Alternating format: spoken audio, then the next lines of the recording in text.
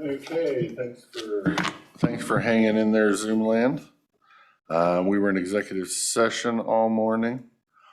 So we just got out of executive session and we will start our morning workshop with legislative discussions, since I will be going up to Wasatch Lead Steering tomorrow. I thought I'd bring it up for anything my seatmates wanted me to know or discuss before I got there. Do you have any bills on the side that you would like the county to support or oppose that you'd like to go up there? In time, yes, but right now I'm more waiting to see what actually gets out of committee in the next 2 weeks. So that'll give us more of a guiding light on what may or may not move. Because right now, there's a lot of the same thing out there. I mean, like 3 bills that talk about the same issue. So only one of them's actually going to move. So before I bother picking them apart, I want to see which one's actually going to move.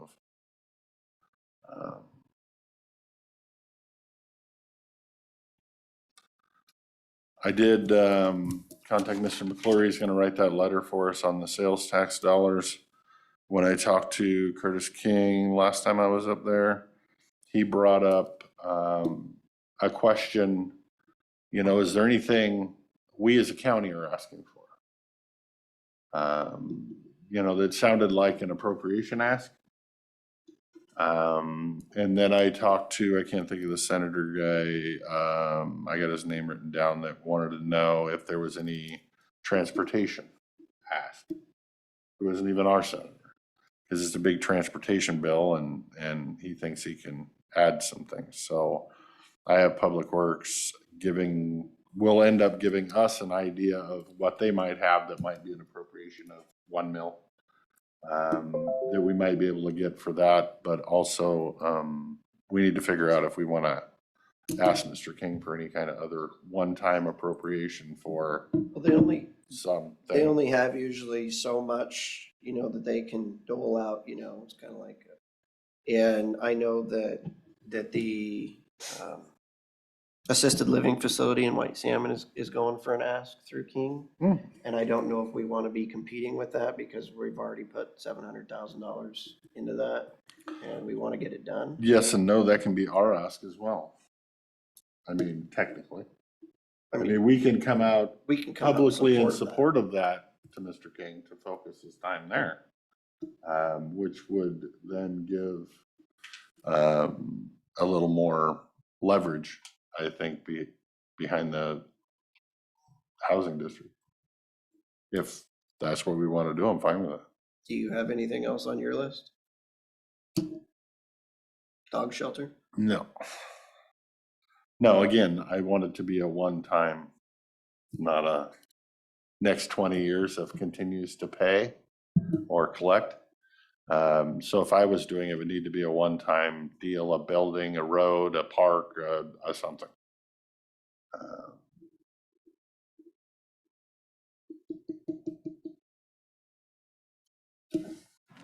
So last week I was able to attend the Aging and Disability Council, and they are working on a bill statewide. I think they're still looking for a sponsor stage, but I'd like you to keep an eye out for it up there. Sad fact that when you enter a home or facility and your Medicaid, Medicare, Social Security drops off, for personal items, you're allowed $75 a month out of that check. So they're going to ask for a bill to change it so at least those people can have $100 per month. So not much help, but $25 is a lot. It doesn't seem like it would be that hard of a bill to get passed. It's very, very sad. Yeah. So we just want to make sure that we say yes on that. If it's something I see up there. Mm-hmm. I would imagine that's going to fly through with bipartisan support. Let's hope.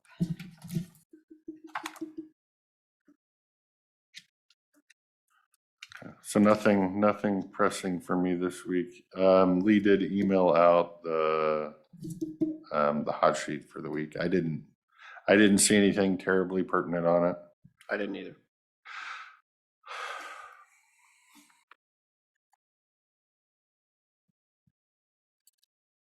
With King, I did discuss the binge and underpass, which he's probably wants that just as much as we do and just as fast as we do, but he's kind of also on the agreement with the board that we don't want to give up the other exit to the property by signing off on the first exit. So, but when that does come to fruition eventually, hopefully, he's 100% on board of getting appropriation money for that one. So it's gonna cost more than the 25 million we had for it. Right. So, Okay, shall we move on? yep, if there's nothing Thank else. you for the hot list. 10 o'clock, we will move on to Finance Committee upgrade, Treasurer Greg Gallagher. Mike's green, sir? Are the mics green? It will be. Will be, perfect. I don't know that I'm an upgrade, but it's an update. So on Friday, we had our last, or our Finance Committee meeting, and our fourth Friday Finance Committee meeting. We finalized the meetings of the second and fourth Friday and did get confirmation from the PA that we do not need to put them in the public notice section of the paper, so that's a good thing. The discussion on the SAO, or we had a discussion about an audit recommendation regarding transfers on internal service funds. Internal service funds would be like 502, 504, and 505 VR&R, all those ones, about how we're currently using. And again, Dan was riveted by this conversation because we got into the deep depths of debits and credits and accounting, so he was super excited. Anyway, we're currently using 397 and 597, which are transfers bars per the bars manual. The state auditor has recommended that we transfer to 340 and 540. So we're working on trying to do that to comply with their recommendation, essentially. So super riveting, fun accounting stuff. Opioid settlements, we had a discussion about the 17,000 year one. I didn't put the exact amounts. It's 17,000 and some change, and 18,000 and some change for year two. Jen has done all the pieces and parts. We talked about whether we should hit the go button or wait, because we weren't sure of what the reporting requirements were going to be for that in regards to the grant and adding it to the schedules that the auditor keeps track of. So we were going to wait and see what happens in the next coming months with if there's some more directive of what requirements we're going to have to do on that. The concern was not that I think that we'll get the money. It was more of what we're going to have to do to report against it. And if we could get a little bit a better understanding of whether it's a grant, are we going to have to report this? We don't think. I think everybody, well, I'm not really. The report from Commissioner Christopher and Jen were both that they thought that the reporting would be pretty mild, but we were just wanting to kind of make sure of that before we said, okay, hey, this is how we're going to proceed. So we were going to look at that again in May. And we didn't feel it was going to be any hurt. We were all in line and everything. So nothing's, just kind of waiting to get a better feel of maybe what we'll do with it when the dollar, not what we'll do with it, but how we'll receipt it in when the money comes in. I presented the landfill allocation for the $9.3 million that the board had approved in the budget. All this is just a document that allows me to go through and check things off as payments come through. The big kicker, which I usually bring back, is the October payment, because that's where, right now we have money. We're either getting money or we have future money we're anticipating. So whether we'll be short or not, or long, we were long in the first payment. So we applied it to some of the things from the second payment and so on and so forth. But it's consistent with the way we've done it in years past. So we'll continue on that. And then when we get to the end, but it's the same breakout of how you guys have already approved it in the budget. Jen, the physical manager, she talked about the a development of a grant peer group concept that she presented to the group with some draft procedures. And the group would be made up of staff from the auditor's office, the treasurer's office, fiscal, HR, public works, to look at grants and try to run them through a rubric process so that there would be some basis for the grant of what it would do, different kinds of things. She had some documents. She will be bringing that. She asked for comments, so we were going to comment, and I believe she's bringing that later February or 1st of March. I can't remember. Financial, we had a discussion about financial legislation update, which kind of went about like your guys's were still too early to tell. And mostly we were kind of just looking at financial bills. Most everything does come down to dollars. I understand that, but there are different things that impact different offices, like the auditors or the treasurers or so on and so forth. So we were just trying to kind of maybe see where those were headed. I do know that the Treasurers Association does have a bill that I believe is being fairly well supported regarding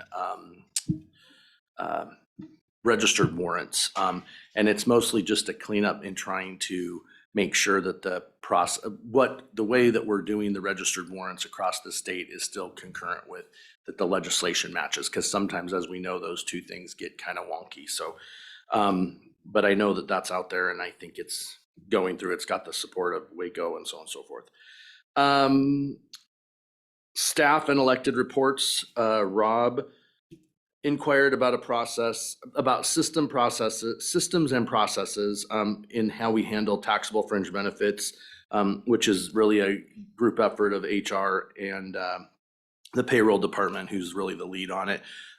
We didn't really get very far other than just to kind of have a brief discussion about how it can be pretty complicated. So we'll probably pick that one up as future meeting item.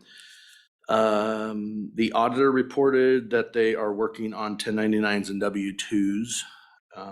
By the way, this was last Friday. I believe there could be done by now. So I hope they're in the mailbox at least by the end of the day. Keep in mind that this is 2-day-old information here.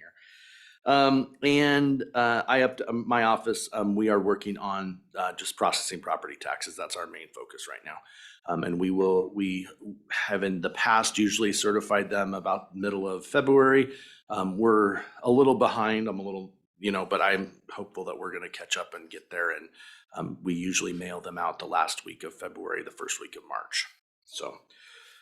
And then lastly, the next finance committee meeting will be the 24th of February due to scheduling. So we won't have a meeting on the second Friday. It will only be on the fourth Friday in February. And that's what I got. Is there any questions? Very good. Thank you, sir. You guys have a great day. Thank you. Information for my seatmates on the opioid thing, just keep your head around it. There's a second settlement with 5 other opioid manufacturers. That's, I want to say 225 million. The first one I think was 215. So it's roughly the same amount, roughly probably the same stuff, roughly the same scenario where they'll need counties and cities over 50,000 to sign on to the agreement for the state to get any money. So eventually, I'm sure we will hear more about that and or receive the documentation to either sign on or not sign on to that agreement. And so we were off by a 0 on the last one, right? And so it'll probably be about the same, 20,000 a year. I would guess. Okay. Thank you. We have a hand up. That's kind of the mic. I'm sorry. Or you can take a mic with you back there if you want. Did he steal the mic? I don't No, it's see. over there on the podium. I just wanted to say the email that notified us of that new settlement with the 5 pharmacies, I believe it did have an opt-in link within there.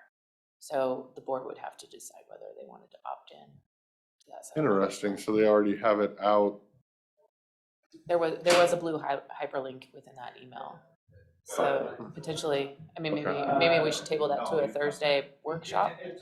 Might need to. I mean, eventually the state, I'm sure, has a deadline and they will do the same push that they did last time with Zoom meetings and whatnot. I didn't realize there was already a link for acceptance. I just thought I would keep them aware. Thank you, ma'am.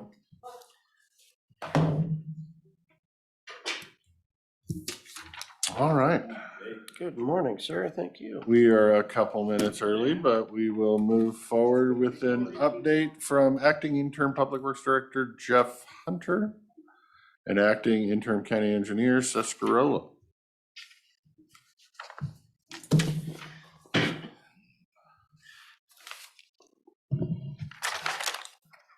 Okay, we have three things on your agenda for today. One is the digital submittal for the road levy certification to CRAB. That's just one of the many things we do, one of the many requirements we have every year to keep our good practices in check. And we also have the final acceptance and release of contract bond for Thompson Excavation for the countywide guidepost and signing contract. And we also have our execution for our contract with Day Wireless for the Sadis Pass project to install the tower and do the rest of the work, or most of the work up there. And that's it for the board. Turn it over to Seth for the construction and the road design updates. So not much has changed on the construction program, still waiting the weather. On road design side, we have a bid opening this afternoon for the annual pavement markings project contract. Two safety projects, the white plastic edge line slope flattening plan specs and construction funding request will be forwarded to WashDOT this afternoon for their approval to go to add. The Rock Creek Bridge painter is in their hands waiting approval as well. And that last safety project plan for construction this year is still awaiting their review for their funding request at WashDOT as well. And planning's begun to solicit a firm to perform data collection for future safety projects, grants for future safety projects. The road oil bid documents are being assembled so we can obtain road oil for the road crews for their chip sealing program this year. And design work continues on Sunday a little late, trying to work with an archaeologist to get all the archaeological stuff done in advance so we can continue moving forward with those. And our survey crew is starting to collect data on our maintenance projects that we have on the list this year as well. Okay, speaking of the maintenance crews, they're brushing and burning tumbleweeds on the east end. This is the best time to burn them. They pile up against the fences, so we take care of them that way. West end, we're brushing and ditching. Do you burn them right on the fence or do you actually collect them and haul them somewhere? Now we actually try to pull them back into the ditch and burn them there so we don't burn up the fence. Yeah. But we try to, because they're just such a pain to do anything with. So it's easier just to conglomerate them up, pull them away from the fence, and then light them up. On the facility side, the general con Kirby Nagelhout are scheduled to be here next week to do the rest of the punch list items themselves to get those finished, all except for the HVAC units, and we're still working through the last solution. Fairgrounds water line construction is scheduled to begin February 27th, weather depending. Juvenile remodel, they're hanging the sheetrock this week. Courthouse remodel ceiling grid is in, and lighting will be installed this week, and cabinets are due to come in this week too. So we'll install those, and then we're just waiting for the countertops, and it'll be open to the users. Sadis Pass contracts are on the board, and the pre-con is scheduled for February 9th. Some follow-up issues. I'm going to go with the road project one first. You asked for some options for potential allocations. We've come up with 4. Again, it doesn't matter to us, whichever one the board selects. One is bridge replacement. We have wood bridges that wouldn't be eligible for any other funding except for county dollars. There's one on Schrantz Road and one on Zielinski Road that should be replaced. Eventually they will need to be replaced. We don't have the one in Zielinski program, but I think we do have the one on Schrantz Road program. It's further out, but it will eventually have to be replaced. The bridge replacement in Glenwood, again, that's, I know we're talking about track D land, but it does impact a lot of people, including the post office. And we did have to sit an excavator up there, and nobody paid us to do that work. So that's another one. Lower Spring Creek, that's a potential because we'd be asking for right-of-way money. Right-of-way is going to be expensive out there. I've worked with Whitney. There's a chance to have a joint project with the tribe. They've reached out to me, and we've been back and forth. And that road is actually slid out in 96. And we've also had other issues with it. It's washed out in 96. It would be much tougher to put the road back now because it goes right through the middle of a wetland. I was gonna say, this does not sound like a sexy project for an appropriation. Well, that one, the only reason I would think that one might be, it may not be for us, but for them it might be because you're working together with the tribe. You're kind of checking some boxes. This one you'll probably like the best. I saved the best one for last. Paving the roads in Centerville.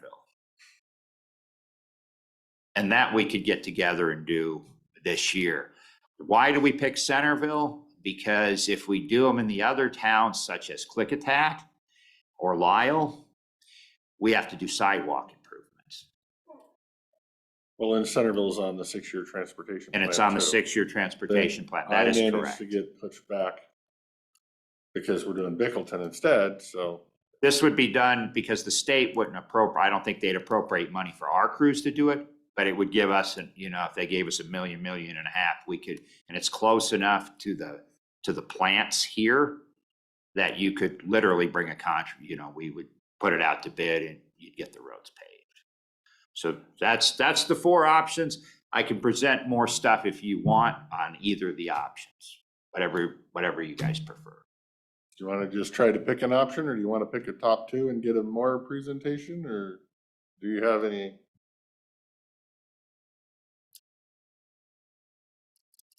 Which one, I mean, the bridge in Glenwood has been a problem for a long, long time. Yes, And that's on the 6-year road plan as well, right? yes, Schwanz's too, isn't it? yes. But All of these projects are on the 6-year road except for the Zielinski Road Bridge. The only reason we combine that is because the Schranz Road Bridge, if we're looking for $1 million to $1.5 million, that would do both of those bridges. which project is your priority? That's our biggest limiting factor. It's higher on the 6-year transportation plan. Mhm. Well, this Lower Spring Creek is hinged on getting the right of way. And honestly, it's $775,000 is what we have it estimated at, because we have to buy a big section of that property to move the road out. Centerville is very attractive to me because it helps the local residents, and those roads haven't been touched since, Columbus came over on the Mayflower, probably. It's been a long time. So if I had to choose I don't know, to me, they're all, I'd be happy with any of the 4. You're staying honestly. out of it, good call. Honestly, I really would. It would help us either way. It helps us any of the 4 in this situation. It really does. I think it's whatever you guys think you can sell to them the best. I think Centerville is going to touch the most people. And I believe it was the highest, and I'm not protecting my district. It was the highest up the list because it was supposed to be done this year. But it'll get done next year, right? It's either next year or the next year out. Year after. If it doesn't get pushed again. Yeah, it'd be my vote for Centerville. And this is just going to that other senator you were talking to? Or to King and Yeah, it would probably go to both of them, and because they're both gonna get a vote on the transportation stuff, so it'd be a transportation appropriation. Wouldn't affect assisted living because that's a different section of the budget. Would Glenwood rank higher considering it's in track D and you could get the maybe D support on it? I don't know who the other senator was, if there's an R or D. I would have to look.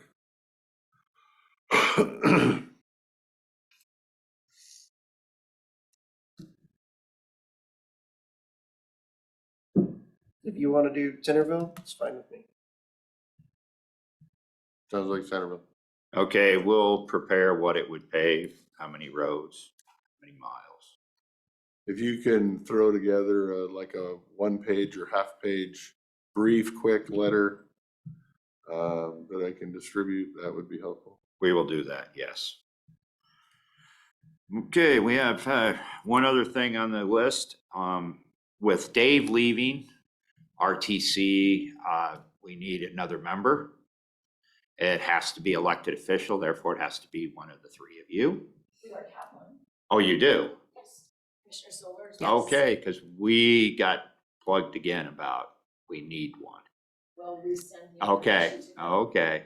That's the miscommunication because they asked us again who the person is, so. We'll resend it. Ta-da! Okay, well, see, that was simple. That was Now that. we can appoint her again. Well, no, that's okay. I might have to double work. Okay. And that's pretty much it. I wanted to relay, I apologize for missing you on Friday. I've asked the staff to call me if any of the commissioners stop by, and I will respond back. It wasn't pressing. So if it's pressing, yeah, I'll call. If it's something I can just talk to you about on another day, I'll just wait and talk to you on another day. Okay. I'm kind of a believer in people's day offs and their vacations, and you know, if it's an emergency, by all means, you'll get a phone call.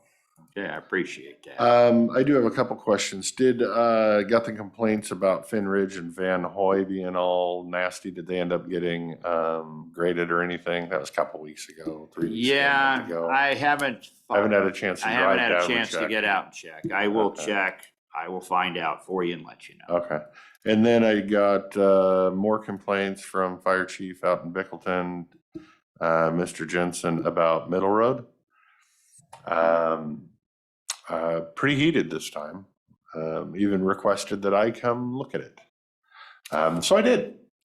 I went out there on Saturday. The first section, as you're leaving town and you go through the little switchbacks kind of down the hill.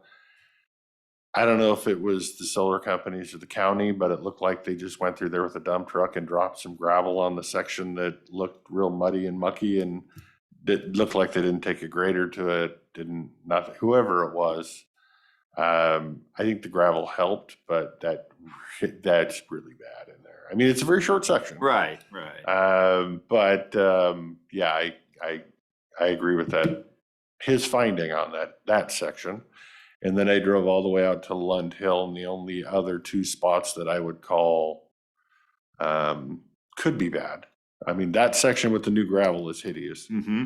Are where the road takes a sharp curve, because right before the corner you get in the braking bumps, and then coming out of the corner you get the acceleration bumps. But yeah, okay, they probably need a grader. But the rest of the road looked fine, but mainly that section that looked like it had gravel dumped on it. Okay. So if we can at least look at it. We will when- get it taken when the, care of. We will get it taken care of. Perfect.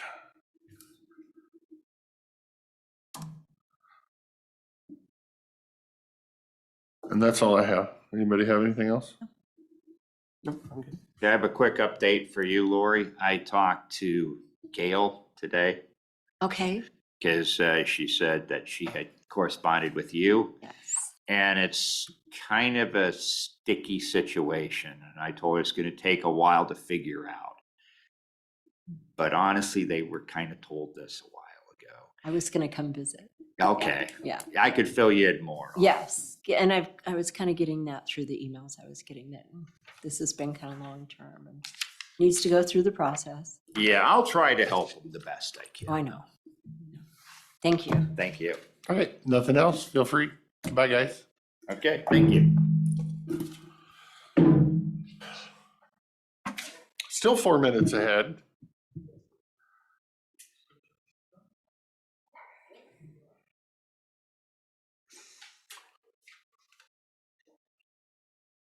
Probably gonna take his 4 minutes. Hard to call him up when he walks He's out gonna the take door. his, well, since he's not in here, Casey, come on down. You gotta fill the shoes. We'll wait for him, but. I think you should wait until he comes in and say, and that's all I had for you today, gentlemen. That's what he gets for putting me first. Right? I will ask while we're waiting for him, the noxious weed coordinator has mentioned that he has discussed with you guys about his upcoming retirement. So we are looking for verbal to post for his position. Steps 1 through 3, he had reviewed the job description and doesn't feel that any changes need to be made. And so we will start that process if we get the verbal to post for that. It's exempt grade 70. The personnel authorization then will be submitted on Thursday for signature. Okay. Wow, he's, So I think the end of May. So that would give hopefully a little time for a yeah, little a little overlap. transition. Mhm. Yeah. Yes, because he is a long time employee for the county. It would be 32. 32 years. 32 years. in Pretty May. impressive. Oh. Okay. Okay. Very good. You ready? Casey begged to go first today, and they were fighting back there who was gonna go first. So you, I sent you, or I gave to Lee and Alyssa our agenda, and it's mostly about our goals for 2023, 2024. And what I didn't put in there was what a short-term goal, mid-range goal is. So until we decide if there's institutional terminology, we're just going to go with, I think, what Jen brought back from her conference. So short-term basically is 1 year. So those are things we plan to address in 2023. Mid-range would be 1 to 2 years. So could be started this year, might roll into next year, depending when it starts. And then a long-range plan would be 2 years plus. So basically 2024 on would be what we determine as a long-range plan. And everything on today's agenda will have a specific timeline behind it. We're kind of all working on that to tie it down to a timeline. It's pretty impressive what Jeff Hunter did with the road standards, where he had it laid out for a 6-month period, and we hope to do similar on these as well. So we can give you kind of an idea today, but we are developing more specific timelines. So the first one, the short-term goal, is the NeoGov performance module, and I'll have Casey talk. Not sure Commissioner Zoller knows what that is. It was added, it was included in this year's budget, so you might want. Yeah, so it's a new module that we were able to purchase through NeoGov. The Insight module that we already have through NeoGov is for the online application process. And they also offer 5 different modules, and Perform was the one that I was very interested in, and we were very lucky to be able to purchase that this year. And it helps with the evaluations for employees. It gives the employees access, it gives the supervisors and department heads and elected officials access. And so then everybody has their own access to their evaluations. They're going to be able to, update their profiles with training, certificates, things like that, and kind of streamline the process so the employees have a little more say in it as well, and involve everybody in the process. And so we were able to purchase that. We have kind of a timeline, a rollout. We're looking at the next 90 days, hopefully. I have a kickoff call with NeoGov next week. And then we will start the process of getting it set up, getting them our information as far as our employees, getting the templates all created, and the whole process of rolling out the Perform module. So it will be, they're hoping that we can go live with it, I think, the end of April, the beginning of May. And so that will be very time consuming the next couple months of getting that ready. And then once it is implemented and up and ready, employees will have access, department heads will have access, elected officials as well. And then it will also include new employees of getting them into the system. So then they can have their own login information as well. So it will be. So currently, at the beginning of the year, you send a list out to all offices and all departments about who's up for evaluation and their dates. This will eliminate that one. This will, yes, This yeah. one thing So will- every January, I create a master list and I send it out to department heads and elected officials of all the employees within their department.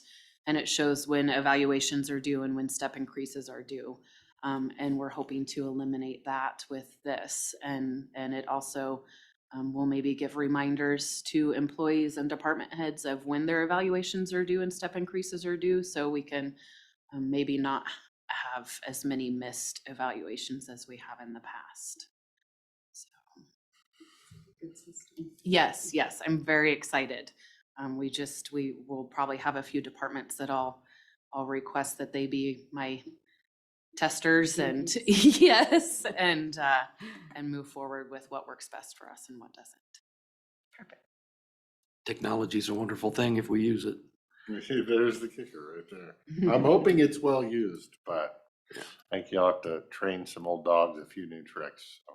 Yes, well, and when we got Insight, it was the online application system. We literally ripped the Band-Aid as far as not accepting paper applications anymore and stuff. And so, I think it'll be wonderful. LinkedIn Recruiter is another technology that we were budgeted for in a trial this year. So the timeline is probably March. I have to pretty focused on working with the insurance company right now. March through July, we'll test this. LinkedIn Recruiter is a really focused recruitment tool that is used by professional recruiters. And LinkedIn has hundreds of thousands, if not millions, of professionals, and this gives us the ability to actively recruit. The way we do it now is kind of static. We post it, no people see it. This way, you can actually contact people directly that have the skill set you're looking for. So it's just a different way to do it. And so we're going to test drive it for 6 months. And the goal is to, when we put together next year's budget, if we've seen benefits and think it's beneficial, then we would include it in a proposed 2024 budget. So. No, you said test for 6 months, but you said March through July. That's 3 months. Okay. So now we're gonna add 5 in there. I had August, but then I was gonna say, if you had it up and running right now, I could think of when you could post on there. well, I may get it up before then. I don't want to. What is it? Do I get to kick you under the promise, table? over deliver. There is also some reports that we're going to be able to pull off NeoGov for the online applications, and it kind of shows the links as far as where people had seen the job postings and where it came from. And so it shows percentages of who actually saw it on the Klickitat County website, or who saw it on the government jobs website, or a couple of the other online recruiting systems. And I think LinkedIn is on there as well, that there is a small percentage of people who saw the job postings on those websites and then went to our link. And so we can kind of go by that too. So Casey and I talked this week, and we haven't got it to the point where it's a project we put on as a goal, but we really want to take the time to look at the whole recruiting piece that we do. And take a look. Things are changing, the world's changing, and how we do things has to change. And so there's many pieces to that, LinkedIn, NeoGov. We also working with Jen, she'll talk about a quarterly report where she wants to put all the FTE and how long positions have been open. So it's not uncommon in the private sector, actually, many places I've worked where they track how long a position's been open. You age your accounts receivable, and you can age a position that's been open to determine what do we have to do different? What do we need to look at? Why aren't we able to fill it? Do we have to try something different? Do we have to go to a higher level or different level of recruiting? Do we have to look at other things around the job? And so, so we've talked about how to kind of take a look at the whole process and see if we can make some changes in addition to the things we've talked about today. So more on that in the future. And then the other one, short term, is review and revise the risk management program. That's really a year long, starting with the liability with the new insurance carrier, working with the prosecuting attorney. I appreciate his time and his patience and cooperation as we, his office and our department work very closely together on issues with the insurance company. And so we're working on, what a new process might look like and how that might work and how we communicate between us. We've already set up an email system between us so that we can stay informed and better communicate these things. So I appreciate his time. And then it'll roll into safety. It'll roll into safety committees. It'll roll into workers' comp, how we're doing workers' comp, such as we need to start doing job offer letters for all light duty work, and we need to start doing return to work letters. We haven't been doing that across the institution. Those are small changes, but the safety policy is a very lengthy policy that's under review. So this will take most of the year to do, and probably roll into next year. The part that'll roll into next year is my insurance company informed me that there's I think they used the word requirement. I think it's more an opportunity or an expectation that I, as the risk manager and claims administrator, become certified, and they provide that at no cost. It takes 2 years, and they run all of their claims managers, all 29 counties, through this program. So it'll be something I'll be working on over the next 2 years. So they spread it out over a 24-month period. So that's good, and that's exciting. We can use that information to help us as we're updating how we're doing things here. Long-range goals, review and revise employee handbook. I think 2018 was the last time it was reviewed and updated. And then review and revise compensation policy. We did the salary survey, but we need to actually look at the policy and the procedures. And I think we can make the implicit explicit and make a little more information in there so everybody understands the rules of the road, so to speak. So we'll be working on that sooner if we can, but we didn't want to stack too many things up this year. So anything else for HR? A few updates. So the Washington Cares Trust Act for the long-term care, employees will have to start contributing to that, and employers as of July 1st, 2023, this July. The state had tried implementing it January 1st of last year, and it did not go very well, so they paused it. And so now they're trying to roll it out again. So we will start contributing to that as of July 1st, Yay. 2023. Yes. And so this is different from our long-term disability. This is long-term care. And employees, once they retire, they would become eligible for this, and they could get up to $36,500 worth of care. That's within a lifetime though, if they are needing it. And so that is something that the auditors, I think we already went through the process of creating the deductions and all of that stuff. So it should be a pretty smooth implementation again. And then employees qualify to be able to use that as of July of 2026. So questions on any of that? No? Kind of circling back around to the job postings too. I will tell you, currently we have 18 jobs posted. 3 of them have been posted within the last 30 days. 9 of them have been posted within the last 30 to 90 days. And then we have 6 job postings that are over 90 days. 2 of them have been over a year as far as posting. Those are some of our hard to fill. So doing the LinkedIn recruiting and stuff, maybe that will help fill some of those positions that have been open for a long time. And none of these are a lack of effort on our part or the department or the elected offices. A lot of it's market. Some of it's things that as we start reviewing that we can do different here, we think. So anything else? No, Any questions for HR?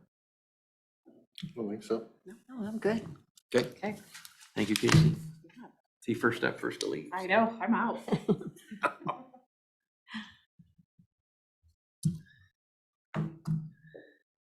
I think Jen said she didn't have any necessarily updates, so she's gonna jump right into her projects, I think. Right, so first on my list is, we've talked about it a couple times. I have some quarter 1 workshops scheduled. One in February 16th, and one in March. And those workshops are really to have some policy discussion related to grants, budget adjustments, memorialize fleet policies and procedures. And we have some budgets that do not have any director oversight. So to really talk about those and how we're going to manage those and moving forward. Some process discussions. As of January 1, I've heard the board talk about department updates. Maybe, so I was going to offer to outline what you would like to see in department updates to help directors with those updates, and maybe get some expectations on some sort of template to give them a guide. As well as talk about how we want to handle budget presentations from departments. Again, same concept, get the expectation from the board, what they'd like to see, how they'd like to see those go. Then I could build some sort of template or outline for them to help guide them through that while we're doing this transition from what's been done for 20+ years. And talk about the budget build direction from the board. What my ideas are, building in a whole nother budget level with a target budget, and how directors are and elected officials are to request new budget items that were not in their budgets before. And just kind of the forms to be used for that. Then March, I was planning on strategic planning, but we kind of moved that up to last Thursday a little bit. We got a pretty good idea of what we're going to do going forward from there, but I still would like to discuss long-term financial planning and long-term budgeting, and a brief discussion on the SAO's FIT guidelines. We had a comment on our annual report, so I'd like to just incorporate that into our financial planning process. You have anything to add to that? Nope. Okay. So goals, I have a couple short-term goals. The grant peer review process, Greg talked about it a little bit. I already have a first draft. I have templates built. I have forms built, processes built already, and a draft policy built. So the auditor and the treasurer are reviewing that to incorporate their procedures, and any edits they saw, they will get that back to me. It's my goal to have and present that to the board on the February 16th. Another short-term goal of mine is a resource guide. So a training guide, a resource guide for administration staff throughout the county, to go for any financial, administrative items that they might need, how to do them, what the policies are, because at this moment in time, all our policies are memorialized in resolutions, which are just housed in the auditor's office on form. There's no electronic copies of these things. So it gets very challenging as a new employee or a person new to a position. Sometimes there's things that we do on a regular basis, or those that are involved in finance all the time. But there's other folks that may only come upon something once a year, twice a year, and trying to remember how they did it, or if it's the first time they've come upon it. It's a good toolkit to help them. Plus, it captures that knowledge that we're always talking about, documenting processes and procedures and how something's done. So. And Rob had mentioned coming up with a timeline in regards to our goals and whatnot. My whole my whole year is already on a calendar. I can't function without it. You all received that calendar, but in addition to that, as last quarter, I started to put everything into a Gantt chart. So I have my tasks and my goals already listed within a Gantt chart that I could set alerts for myself, attach documents and whatnot, or add comments and notes. I can assign tasks to other people. I mean, I think I have down here, notices go to legals at, at Golden Hill Sentinel. So I can email out of here to legal, or notify. A lot of my duties actually involve multiple departments. So the auditor, I can email her from my Gantt chart and just make a note from there, and she can comment. We can comment back and forth within there. So that's something that I've already started doing, and I could track the progress as well of each item or goal within that. Mid-range goals. It's my intention to do a slow rollout over a couple of years for, like Rob said, quarterly reporting. I have an idea of a design package that I would like to do for the board on a quarterly reporting basis that includes multiple areas that have budgetary impacts, such as vacancy rates, position vacancy rates. But it's gonna, I can't just go get that information. I have to work with other departments and to get that information. So not to shock anybody or add too much to their plate, but to try and start pulling that information in piece by piece. I'd like to develop the budget book to meet criteria for GFOA's minimum criteria. I mean, it's a 7-page document, their scoring criteria, and with 25 sections and 3 to 7 different questions within each section. It is a lot of work, but I'd like us to get to that level of standard. But this also, again, is work from the board collaboratively, and additional requests from departments and offices on what services they provide, programs that they provide, and their objectives and goals. So not to shock anybody, but to slow roll adding those things in. But within 2 years, I'd like to be able to submit for award on the budget book. My long-term goal would be to become a certified GFOA finance officer. That's great. Well done. Anything else? I knew it. I was doing pretty good writing down my timeline. Expected she'd have it. I guess I do have a set of priorities that this is just something that I put a lot of effort into, that I will continue to put effort into, and that would be to continue to work and build a team trust approach to finance between the treasurer, auditors, and the rest of the budget team. To the extent of this year, the budget training is going to be budget and finance training. So I've asked the auditor, the treasurer, as well as Pam to join in on my training so that we could do a more comprehensive training. I know that the auditor was having some issues with people not doing things, some tasks correctly, or how they'd like to see it. So to bring everybody in, and we'll just do a mass training on all areas of finance as well, and Pam for the Kayenta side of it, and do some reporting training there as well.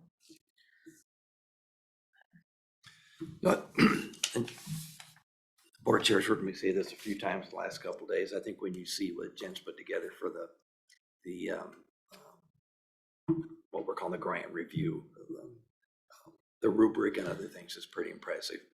I was in higher education for 9 years, and it would work in any university that hundreds of millions of dollars worth of grants. It's a great tool, and I think it's going to be good for us to have. So I think she's done a great job on that. And I think Jen showed us all, as has Casey with NeoGov, what we can do with technology. And So I think it's good stuff. Did you mention the national conference is important? Did not. We're all kind of lucky. The national GFOA, is that right? Mhm. Conference is in Portland this year. And I know there's a number of folks, including Jen, planning to attend from the county. So it's Heather will be there with me. nice when it's that close. And Yeah. so- Heather and I are gonna tag team, mix and match our classes that we're gonna go to and share notes there. What all's entitled or entailed in that certified financial officer training? I mean, what are we looking forward to? Are you referring to dollars or? Dollar and time investment and how much you're gonna be gone and all that kind of I stuff? believe it's virtual. Oh, It is 600 a year during the course or the course and the test taking, and there are, I believe, 5 sections of exams. And each exam is about 75 questions long. It goes over accounting analysis, all things financial in there. I think debt services and but this bonds isn't and- flying all over the country to attend. No. I think each exam is about $225 off the top of my head. In addition to that 600. And it's my understanding that there are courses along with those exams, but that's what it would take for me to get certified. Okay. And in addition to that grant, policy and process and everything that I put in, it's different. It's gonna be something that departments aren't used to. And I'm also requesting that they report to me because I want to incorporate the grants, the amounts within the quarterly reports. So because it's new and it might feel overwhelming to them, I went ahead and created an entire template set and smart sheets to help if they wanted to use it to help manage their grants.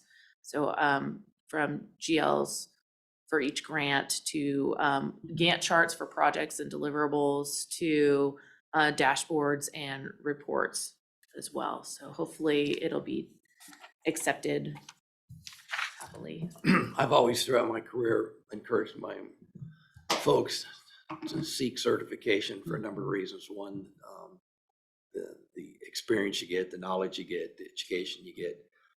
But as important is the contacts, the people you meet as you're going through that certification process. They become part of your folks you can reach out to with questions, and I think the return on investment is always worth the effort. So I'm glad to see she's doing that. And I was awarded a scholarship for this conference year. So that one is free to the county. And I'm thankful you're doing that. I'm really happy that you're seeking that education and that certification. It'll be great for everybody. And thank you for doing it on top of everything else you do. Thank you. Well, it's a long term. And thank you so much for the resource guide and the extra trainings. That's an awesome product that we have to have. You're welcome. Questions for Jen before she? No, Yes, thank you. Randy? 2 tough acts to follow. I don't know how I'm gonna make her up.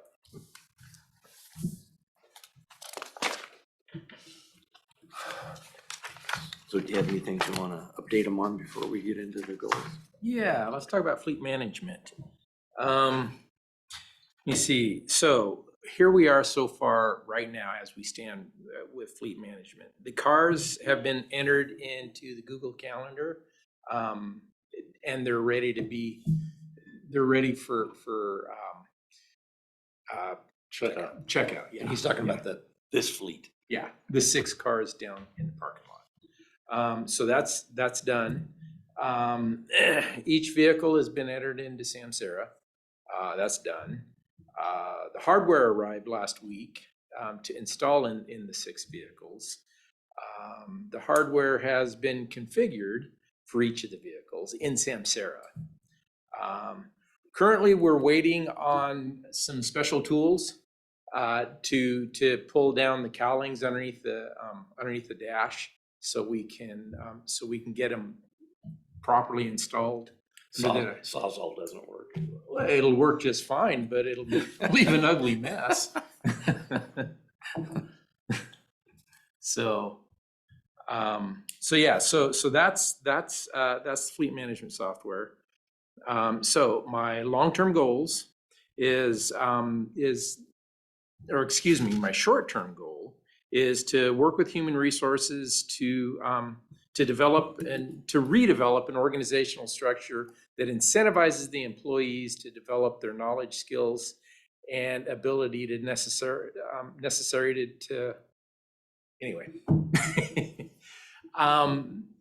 to start building a structure, a ladder, if you will. So as time goes by, and as employees gain knowledge of the county infrastructure, we're able to this is an incentive. If you learn so much, then you get a promotion to the next step. And there's a total of 4 steps that I'm proposing as time goes by. And I think what I told you in my last presentation is that we wanted to set this step. We wanted to make it so we can hire new people from a community college or trade school and bring them in at the ground level and start developing their skills. Because one of the things that I've heard about here is there has been quite a turnover in IT over the last several years.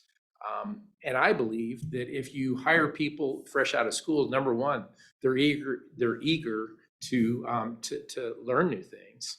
And number two, I think you're going to get more results. More results, yeah. Well, But it's hard for us to compete to bring somebody in, though we always would. Once a ladder's developed, you bring somebody in. If they're at the second level or third level, then of course, you're able to plug them in. But the market for IT folks is pretty expensive. And so much like other offices and departments are doing, growing our own is part of our strategy. a really good example of that is Jordan Woolery. He was out, he's been done with trade school for, I think it's been maybe a year and a half. And so he came in fresh, I think it's from Perry Technical Institute, and he's working out really, really well. Did a good job. Yeah. And hopefully we don't have to go through the hiring process anytime soon, but in the event that we do, I want a structure in place to move people up. Well, I think the other benefit is, so on one hand, it's going to help us with recruiting and where to plug people in the system.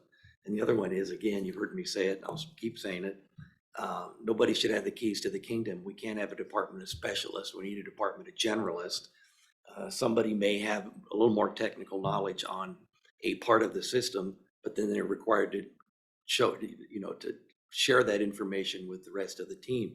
Randy just moved this week to a project-based where everything is done now through the help desk is assigned to somebody, and it's project-based. They own it from the first day to when it's done, so it can be tracked, much like Jen's Gantt chart. Where's it at? Who's doing it? What's next? Where you been? And where you going? And so every Monday they have that meeting. All of them are listening to where the projects are at. So if somebody's out, we're not dead in the water because that person's the only one that understands. And the Monday meeting also allows an opportunity to share, like, for example, well, I've been working on this, but I'm kind of stuck, and to talk amongst the other, the other staff, the other technicians, to maybe, help each other out. And in that communication, I think cross-training is, it's informal, but it's inherent in that process. And sharing, in sharing where everybody's at and sharing what they're doing, and sharing skills. And this isn't theory. I've seen Randy do it before, so I know it works. I know it can work here too. The next thing on the list is annual PC replacement. I think there's about about 30 PCs that we need to replace this year. We just, as a matter of fact, I think we received most of them. We just made an order for the first 13.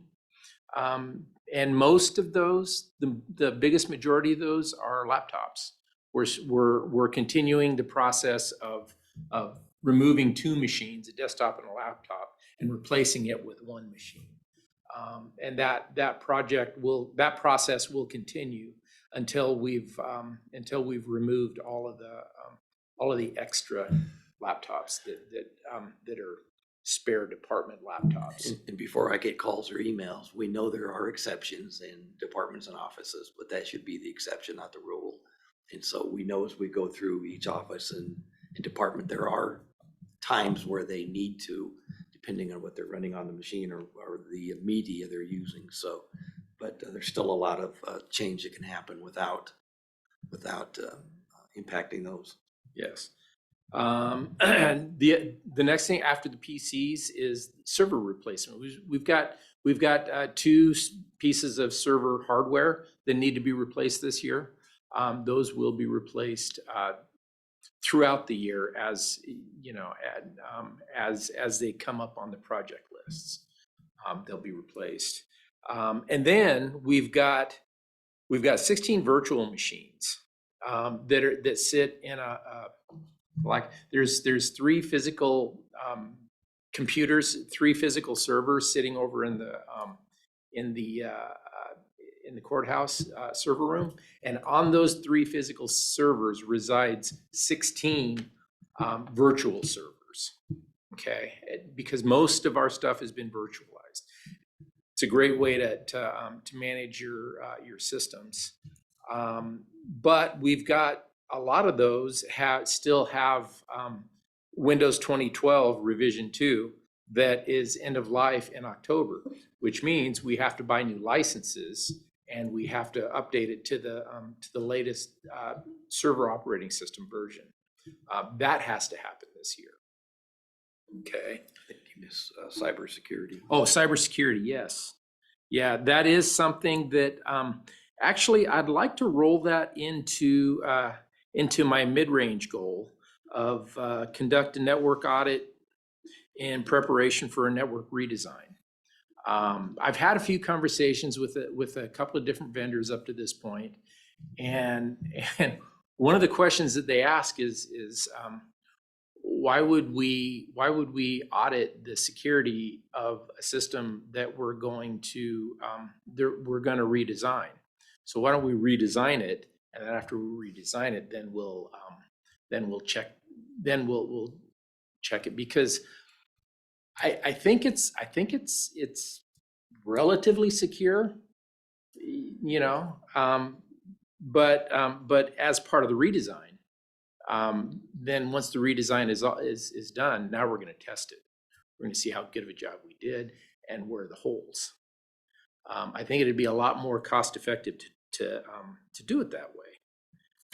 I've got a couple of vendors in line, lined up, or not lined up, but in mind to help me go through that, because it's not going to work in a vacuum. But I'd like to. That's something that we need to get the ball rolling on this year. So we should maybe expand a little bit on IT speak. So when we say this, it's relatively secure. That's with the entire IT department and all of the firewalls and all of the systems we have reviewing things.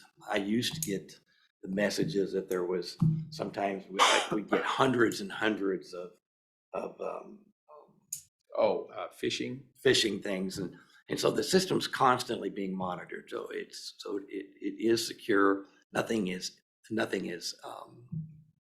There is no known deficiency right now. Right. I think that's what you're driving at. Yeah. And so my last one isn't necessarily a long range goal, but more of at this point, more of an objective. I'd like to request a workshop to start talking about e-government and to see where we, the first thing I want to find out is what are your expectations in e-government? You know, I want to find out what you think it looks like.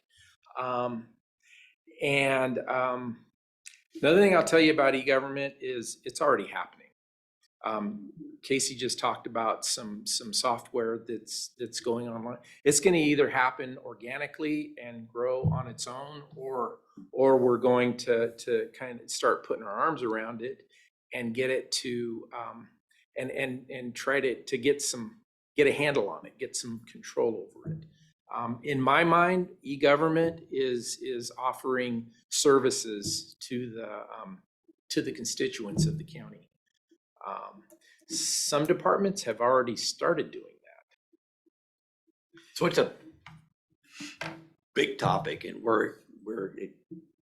Rainey and I started talking about it was Commissioner Christopher's discussion about updating our web page. You know, we have Civic Plus, and as you know, we've talked about it for a couple of years. They offer a free upgrade. And we're not quite sure what all that entails, and we're looking into that, and we would have that by the workshop. But in discussing with Randy and other elected officials and department directors, you know, that it's probably cosmetic to a degree. And e-government is a whole platform. So you really should look at both of them together before we jump into, because a web upgrade, there's no, even though they're free, when you start saying, well, can we add that and can we do this, then it starts costing. Well, that's kind of the thing. I think we need to have a workshop, decide if we are moving to e-government or not. And Right. if we are, get in front of it rather than behind it, where we can set the barriers and what's incorporated. If we don't, it's just going to be hodgepodge pieces and parts. That's going to just be messy. Honestly, So- that's to a degree that's already happening. Mm-hmm. And we just want to be clear with folks listening that this absolutely includes elected officials and department directors, as well as commissioners, because, you know, e-government can be as much or as little as it needs to be. So having the input of the other elected officials as Right. well. And I would recommend that when you do set a time for a workshop, that we also send an invite out to Department heads and department electeds. heads and electeds that Yeah. would like to attend and voice their opinion. So it's just a chance to have that first collective discussion before we move forward with any part Do of you that. know of other county examples where if I went sightseeing, I could see what they're Yes. doing? Well, I had a conversation with Skagit County, Okay, and they have started doing exactly what I'm talking about and putting their arms around it. They're in the same boat. And I think their catalyst for doing theirs was the clerk's e-file system. And they said, well, if we're going to do this, and then they also did that during COVID, and so they were able to use some COVID money to start. So it's, I mean, you can look at Yakima or Spokane County, you can go to their website, boom, here's concealed See handgun what they're doing. applications, here's Sure. this. You know, I can pay for parolees bagels or prisoners bagels in there. I mean, it's as simple as like e-signature. We still don't allow e-signature in this county. So it's figuring out what we want to do and the whole approach, not just the website. Because it can be Right. it can be as big as you want it to be, or it can be as limited as you want it to be. And in large part, it's what the other elected officials in their function areas need and want, as well as the directors. And So it's a good example is banking. You know, 20 years ago, I walked into the bank probably once a week. Now I do it maybe twice a year. The rest of the time I go online and I do all my banking online. It's I don't know if we can ever get to that point, but we could certainly start driving that direction. Well, to me, it's productivities and efficiencies, because if the customer can do it here, they don't need to pick up the phone call. They don't need to bug the receptionist. They don't need to. Right. Yeah. Anyway, moving on. okay. Yeah. Is that it? I think that's it. That's all I have. I have a couple questions for you. Back to fleet questions. The white salmon car, is it on the calendar or not on the calendar? I think, oh, I'm sorry, go ahead. Did you create it your own calendar? Because we created a calendar. Shelby has created, she put the vehicles in there under rooms. Yeah. Okay, so you can, oh, go ahead. Maybe we need to have a discussion, Yes. because we were not aware of that. We've already started our own process. Oh, Okay. yeah, no, I had them putting it on the calendar so people can, just like when you check out a room, you can have a drop down and you can see the vehicles listed here, and then it's got another breakdown of what the license plate number is and the year and four-wheel drive or not. So people can just check them out from their calendar. My question was, the white salmon car, there's nothing that says white salmon car. So I don't know So if yes, it's on here. we'll have a discussion. Yeah. So Apologize for any at this point in duplication. time, basically, it's a vehicle description. It's the year, make, and model of the vehicle, because we have no other way Right. of identifying. That's kind of my kicker that points into the next thing. We need to number these things. Mhm. And we need to label their location, whether it's Goldendale or White Salmon, so somebody doesn't accidentally check out the wrong car from the wrong location. Yes. And I don't know who I'm talking to. This is a multiple discussion here. For my seatmates on that, there was discussion on whether we wanted to have county logos on these fleet cars. And whether that might make people drive more sane if there's a logo on the car versus no logo on the car. So think about that one. We have window stickers. Okay. What vehicle did seniors get when she wrecked hers? I think the solid waste one, I think. Yes, solid waste. Was it a Traverse? I think you should put stickers on the doors. Because I put the logo on the door. I agree with the logo on the door, but I want them to think about it for a future conversation. And I would be curious if Sharon, or what my seatmates thought about whether Sharon would even be interested in exchanging what she currently has for that caravan down there. Or if there would be a use for it. What other things do I have here?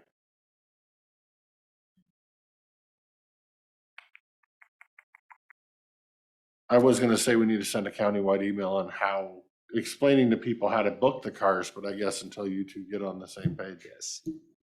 Okay, that's what I have. Okay. Yep, thank you, sir. All right, thank you, Randy. And then finally, solid waste, I'm gonna have Lynn come up and join me. And I will mention to Mr. Rob that I do have a lunch meeting today, so we do need to try to be done at 11:30 or as close to it. We will be. So we have a lunch meeting? You can go with me if you want.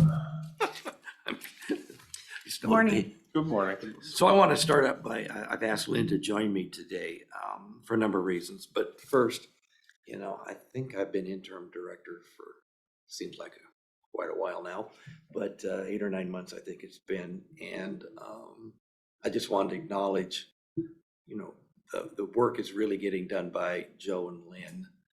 And I want to acknowledge that effort. I can do what I can do, but on a daily basis, Lynn's the one taking the calls and working with Michelle on the grants and doing all the day-to-day work and interacting with the public. And I, she's deserving of acknowledgement for that. And I definitely appreciate the help she's given me and Joe as well. So thank you for that. Thank you. I appreciate it. And that leads into the hiring update. Commissioner Christopher and I did interview, and I made a job offer to someone. Mackenzie Coleman will be joining us February 6th. She's moving up from another department and was highly recommended. And after the interview, we felt pretty strongly that she was up to the challenge, and she feels she's up to the challenge. And Lynn is committed to helping Mackenzie be successful in this new role. There's a lot to learn in a short time frame. So I think she's going to be key to helping Mackenzie getting going. So, and then with that, I'm just going to have her jump into some of the events. We're getting into the real busy time of year, and she's got a number of things she's working on. Basically, I was just going to give you a little update on our upcoming community cleanup events. Commissioner Christopher is apparently quite heavily involved in the local one here in Goldendale. We have tentatively scheduled a Lyle community cleanup for Saturday, April 15th. I received a call from the same gentleman from the Lyle Community Council that contacted me last year. And I had referred him over to Michelle. He actually, I found his phone number because all of a sudden I realized we might have a conflict in dates because White Salmon Bingen is scheduling theirs for the following weekend, which is April 21st and 22nd. Anyway, I got a hold of the gentleman from Lyle and he was actually in the hospital. He had just had a hip replacement. He was feeling fantastic. He was just on cloud nine. And he had requested Saturday, April 22nd. And I said, you're going to be competing with White Salmon and then you're competing for resources as far as our department is concerned. So I kind of talked him into taking the 15th. He said they would let me know for sure today to confirm that. We're still waiting to hear from them what kind of resources they actually need as far as equipment and operators. I did have something reserved for White Salmon Bingen's event. They're working through Mount Adams Community College. Let's try it. Mount Adams Chamber of Commerce. Tamara's pretty much coordinating most of that. They have requested funding for some printed postcards and postage, and still waiting for confirmation on what they're going to need for equipment and operators, but we do have containers on reserve. And that's April 22nd? 21st and 22nd, Friday and Saturday. I should acknowledge that too. Last year, there was an issue getting containers Yeah. and she's been able to, so far with the one event, Republic has committed to that, so. We'll get containers, but if a second event goes on the same weekend, they're probably doing it without Right. containers. Right, that's why I kind of Good chance. encouraged Lyle to kind of move it up a little bit. You don't want to just collect it and put it in your parking lot for 3 No. weeks. Not a good idea. I also received a call from Margaret Newman with, she's actually with Mid-Columbia Fisheries Enhancement Group. Apparently years ago, they used to have what they called the Water Jam, which was geared towards 4th and 5th grade students. This year, they're trying to schedule it to be on Thursday, June 1st, Friday, June 2nd. This is gonna be, That's the one I was talking about. they're Not gonna the first invite one. the students from Goldendale, Centerville, Wishram, Klickitat, Trout Lake, and the Lyle Dalsport schools. And they're looking for some personnel to set up promotional activities to encourage recycling and waste reduction education. This is something apparently Mr. John Longfellow was quite involved with in the past. They haven't done it due to COVID for the last few years. So I'm trying to get some stuff coordinated with her. They're having a planning meeting next Wednesday on the 8th at 9 o'clock at the Spring Creek Hatcheries, not to be, not this one here, but the one down on Highway 14. So it wasn't the Forest Service, it was fisheries. So trying to get that worked out. And then Commissioner Christopher has indicated that the Goldendale cleanup event would be on June 3rd, Saturday, June the 3rd.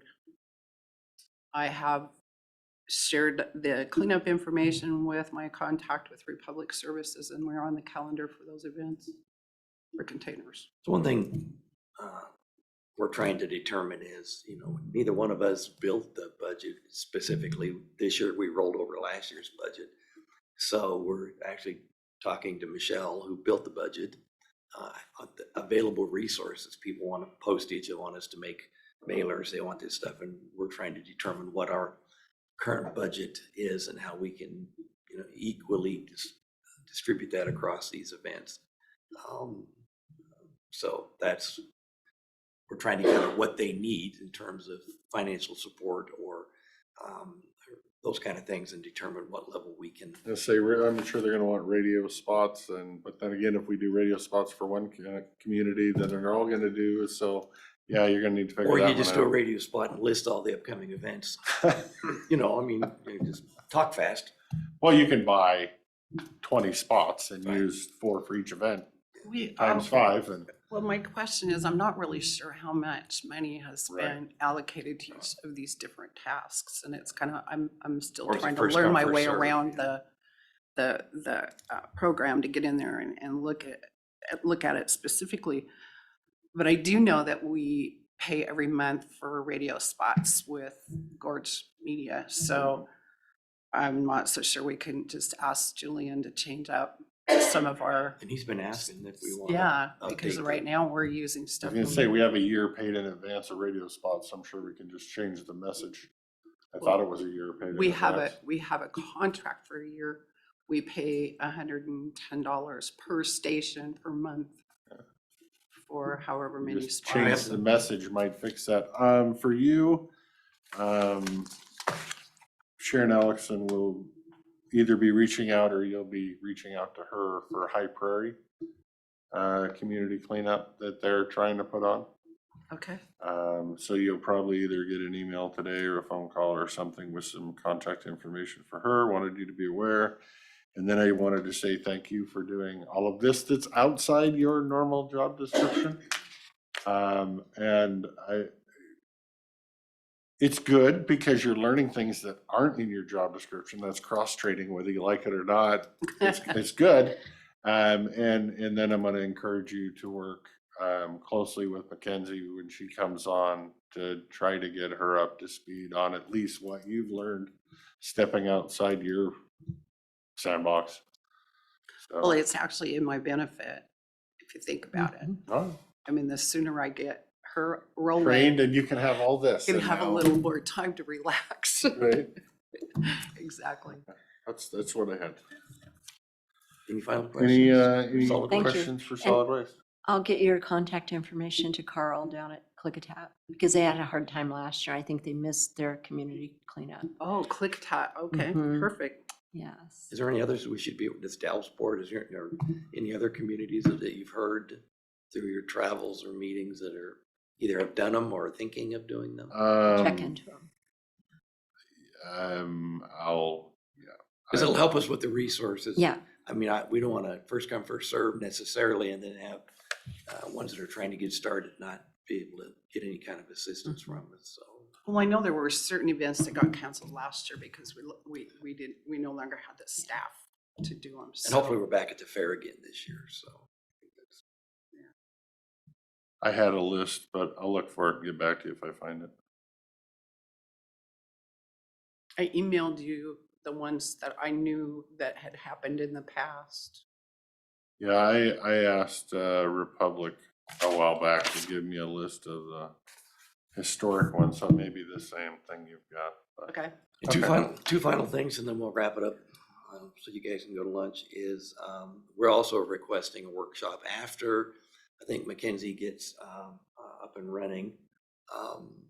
Then we need direction from the commissioners on what solid waste is going to be in the future, what you want it to be in the future. And that'll dovetail to a certain degree. Our biennium grants are coming up, our funding sources from the state. And, so what we apply for in the scope of work we do, the deliverables we do for these different programs, what do we continue, what do we don't do anymore, what do we do differently? And I think, I'd like Joe with that discussion and Lynn, of course, and Mackenzie, so that we can kind of plot our path forward for solid waste going forward. And so I think that's potentially a workshop if that's how you want to handle it. And then the other thing is the funding. So I'm not sure we'll get be nice if we could do the workshop when the grant funding comes out, which I think is probably pretty soon because it's June through July 1st is when the new 2 years starts. So I suspect the next 45, 90 days we'll be applying for this stuff. So if I can work with Lee and finding a workshop, if that's how you want to go. Okay. That concludes our report. Anything final? That's it. Thank you.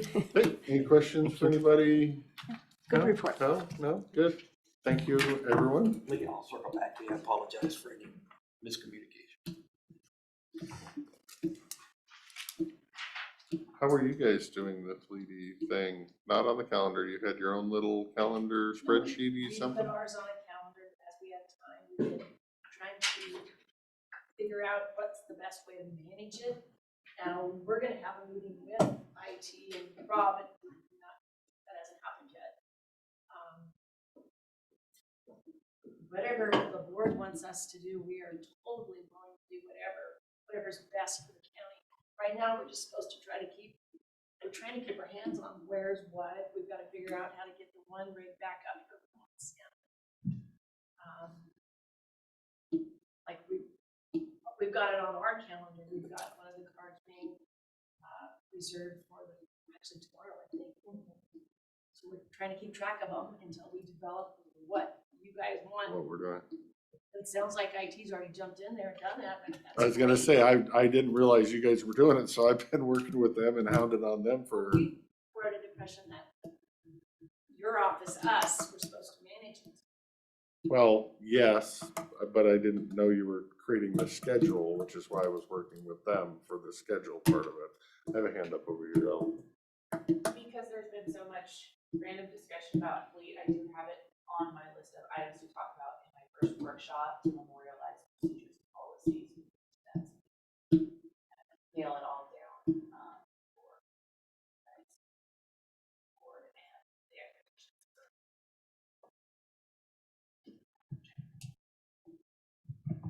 So When is that? March?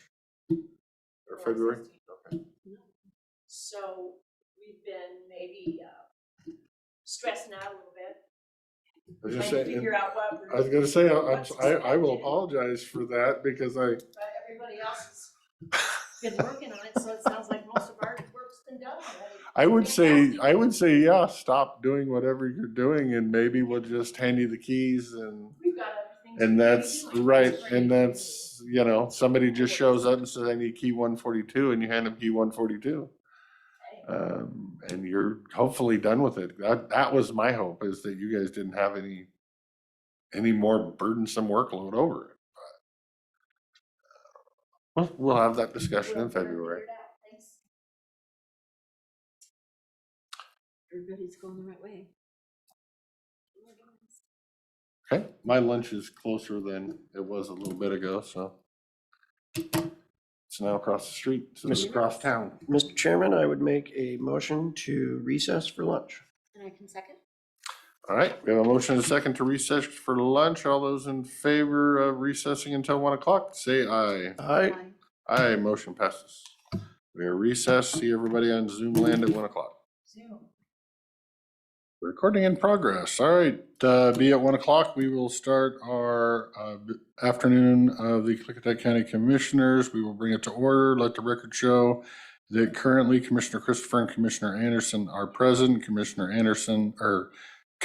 Zoller is in a meeting and should be in briefly. So we will start with the Pledge of Allegiance. I pledge allegiance to the flag of the United States of America and to the republic for which it stands, one nation, under God, indivisible, with liberty and justice for all. Mr. Chairman, I would make a motion to approve the business agenda with 3 add-ons under new business. West Klickitat Community Housing Incorporated Chairman Jonathan Blake, a request for funding assistance to help cover operations shortfall due to vacancies, cost of turnovers, age and condition of the property, and inadequate funds to cover management costs of private departments, as well as an acceptance of a request for a credit card limit from $2,000 to $5,000 from the prosecuting attorney's office, as well as an update by State Bridge Authority nomination. Second? Thank you. Taking notes. All right, we have a motion and a second to approve the business agenda with 3 add-ons. Any discussion?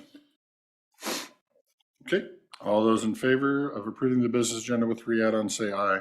Aye. Aye. Motion passes. Mr. Chairman, I would make a motion to approve the commissioner meeting minutes from January 3rd, 2023 as presented. And I'll second the motion. Okay, we have a motion and a second to approve the commissioner meeting minutes for January 3rd. Any discussion? Hearing none, all those in favor of approving the meeting minutes from January 3rd, say aye. Aye. Aye. Aye, motion passes. All right, we will then enter into citizen comment. Citizen comment will be 3 minutes. At the start of citizen comment, please state your name and general location in the county for the record. We'll start in the room. Is anybody in the room having citizen comments? And I'm getting a head shake of no. So we will go online. Anybody online have a citizen comment they would like to give us today? Please raise your hand or unmute yourself. I see Gabrielle Gilbert. Go ahead. Yeah, hi. This is a discussion about childcare in Klickitat County and the need for that to become a priority for the county commissioners. I also want to address that the Columbia Gorge Economic Development Council, in which I believe Klickitat County is part of those 5 counties in 2 separate states of Oregon and Washington, that you participate in this. One of the things that they've addressed in their kind of overview of what their goals are is they address childcare as an economic driver that is creating the basically that barrier for economic development to be realized, and how Klickitat County commissioners and these other commissioners from these other counties that are part of this Economic Development Council can be sitting down with state legislators in addressing how you're going to get a pathway of more dollars coming into the community so that we can start building childcare. We sit on grant dollars that are insufficient. And we also have a problem where in the last, I believe in 2022, the last blocks of dollars that were handed to specific counties, that map of what the state gave in dollars, Klickitat County is absent from receiving any of those dollars.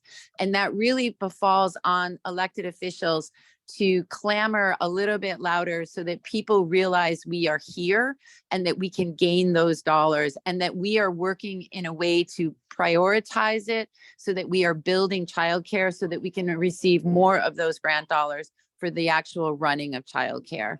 And I look forward to seeing how in 2023 the county commissioners place this as a priority and get movement where we are discussing real solutions that mean daycare is being built on the ground. Thank you for your time.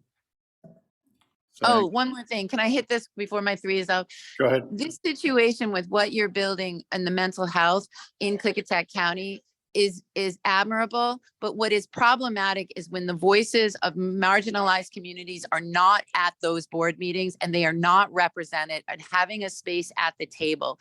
You have to have people at that table creating this new mental health from the ground up. You have to have the Hispanic representation there.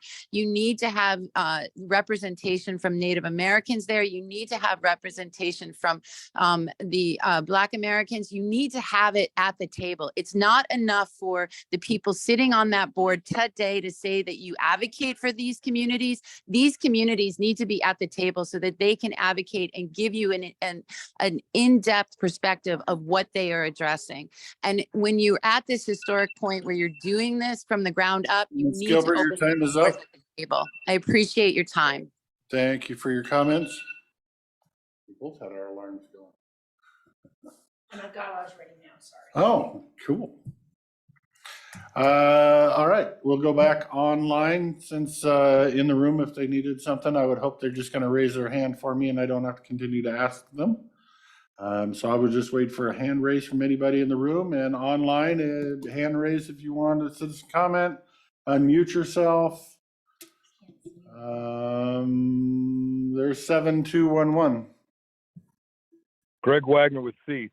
For the past several weeks, we've heard Mr. Anderson's reasons and rationales why the solar moratorium doesn't serve and protect the citizens and eliminate the local control, and how we should trust the enshrined process.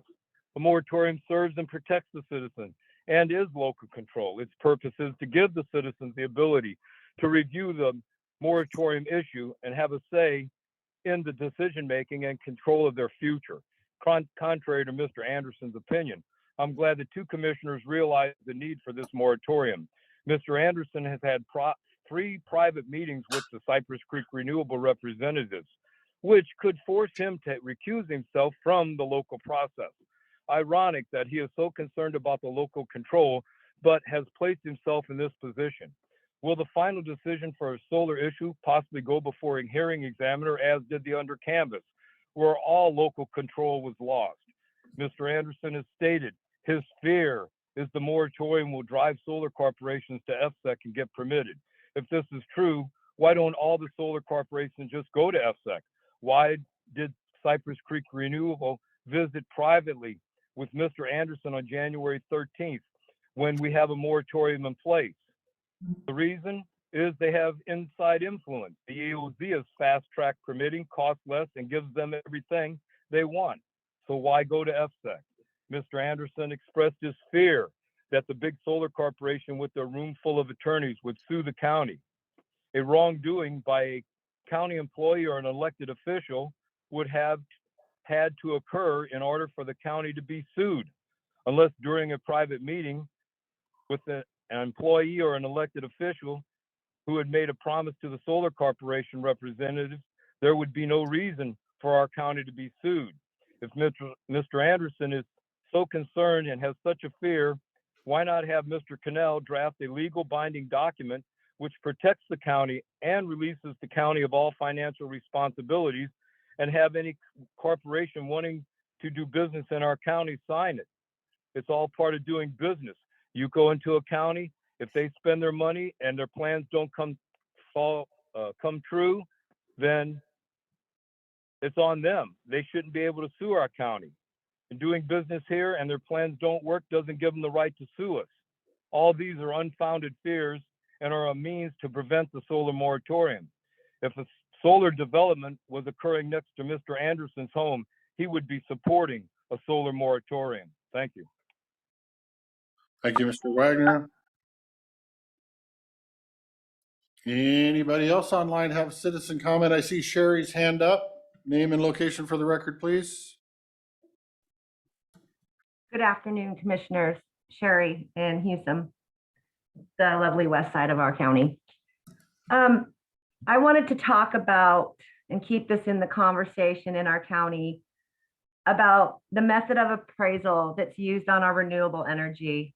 And I hope that Ms. Gilbert is still listening, because it was brought up in North Dakota that a boom of oil fracking brought in a lot of money for the county in order to give the people daycare. So maybe if our county was taxing or assessing, or however we do this with our taxes with the renewable energies, and I'm going to try to make it explainable as I can. The method of appraisal. In 2004, the method of appraisal for our renewables was income. And I know you know this, but I'm saying it to the citizens so they understand that our county could be generating more revenue in our county. If we are going to be the renewable capital of the state, the renewable energy, well, let's get some money. Let's make some good business deals and let's get some money for our county. And maybe we can reduce our property taxes, reduce all the energy, the raise and increases. But I believe, I've heard our commissioners, this has been brought up before. The commissioners say, we don't tell the assessor what to do. We don't tell our elected officials what to do. Well, in 2004, when we had the income method, it was bringing in a steady stream of money. And in 2013, Darlene Johnson, the assessor at the time, changed it from the income method to the cost method, which then every year, these renewable companies get to depreciate their taxable value, their property tax. By millions, it depreciates as our house values go up. They go down. We lose income every year, and this must be corrected as these solar projects are coming in. And I hope it's not too late, because Lund Hill is going to be starting up. And that's the project that needs to start with the income method. We have talked to the Department of Revenue, and they have concurred that our county can use one type of method or a combination of all three. And we can be making more money if we are going to be citing these large, and we know that Lund Hill's not the end of the projects in Bickleton. We know Bluebird's coming, and it's been rumored that the third one is coming. We could have 6,000 acres of solar out there, and we don't know what else is coming. So as we're talking about adding daycare or adding things, or maybe just reducing some of the financial pains that you take from the citizens in our property taxes or whatever taxes we have to pay, that maybe it can help us and our county can become rich and prosperous like North Dakota County did with their energy boom, because it's all energy, whether it's oil whether it's hydro, it's all energy. Whether it's the renewable energy, it's all energy. So let's get our commissioners to work with the assessor, and let's talk about changing that method of appraisal. And also, I read in the consent agenda that the public hearing for the moratorium is the 28th of February. Thank you, Sherry. Your time is over. Could one of you let me know if that's correct? Thanks. All right, next up, I see 0088. Name and location for the record, please. Yes, Delmer Eldred, Goldendale. And I really think commissioners could consider putting Greg Wagner on an advisory board for renewable energy, because he has more knowledge and common sense about the RCWs and regulations that need to be set in place. And he has the research and stuff that he's done makes him more than capable to advise the commissioners on actions that they should be looking at, because this issue, renewable energy, is probably the biggest thing that this county has ever faced, and it has the negative effect that is in the future for this county has to be addressed, and the commissioners have to take a strong look at what they're going to approve, because their legacy or whatever, I mean, if you can't make the world a better place, then you have no business making decisions and policies that will affect everybody. And that's what we're looking at, is you have to look at how we can improve the county, not how we can make it a renewable destruction of agricultural land. And anyway, I just think you guys should take a little stronger look at what Greg has been looking at, telling you, and the knowledge that he has about all the aspects of this renewable energy. And maybe you should lean on him a little bit for advice, because that's apparent that you guys are not aware of exactly what decisions should be made. That's my comment. Thank you, Mr. Eldred. Anybody in the room have citizen comment? Seeing none, we will go back online. Anybody online have citizen comment?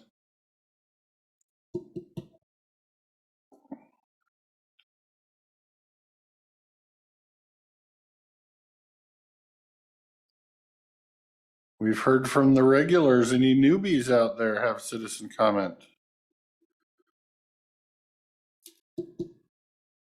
Nobody's neighbor's dog's barking too loudly or tripped over a sidewalk or anything for us.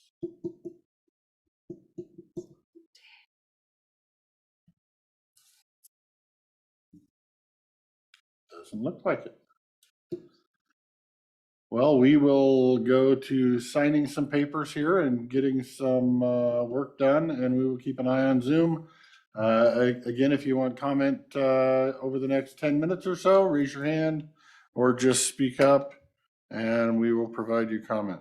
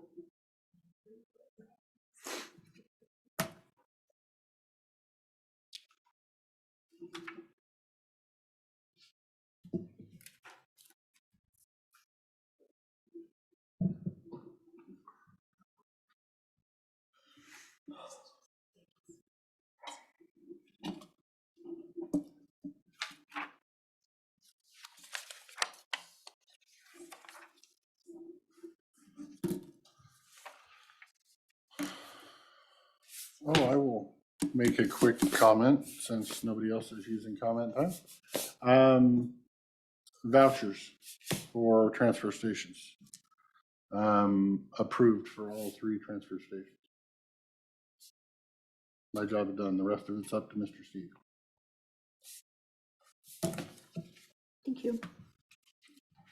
You said it couldn't happen. I said it would be a pain.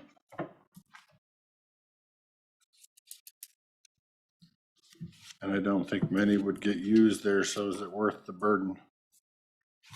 And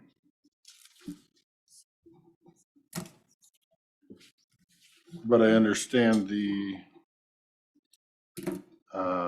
appearance if it didn't.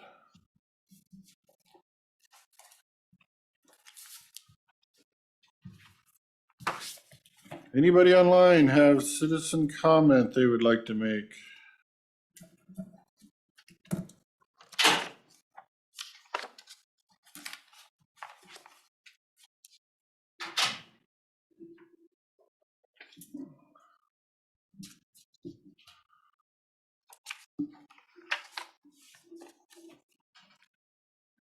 And then if you guys haven't seen it, hosting agreement for finance steering committee. They're gonna have 2 days of Zoom meetings with potential vendors.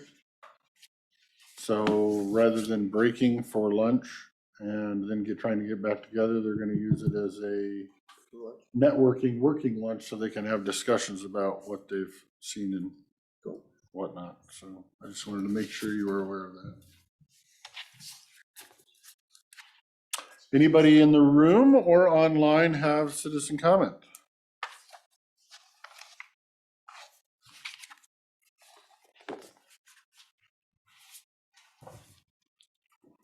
That's the bills.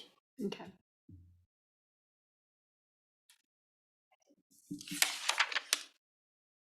Oh, and here's the one for our working workshop. Oh, somebody popped on. No, that same one.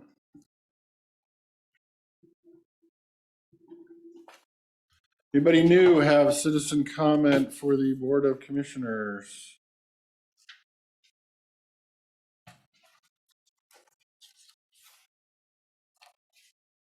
Oh, oops. I was gonna say don't sign it. A little premature. I'll hold that one here.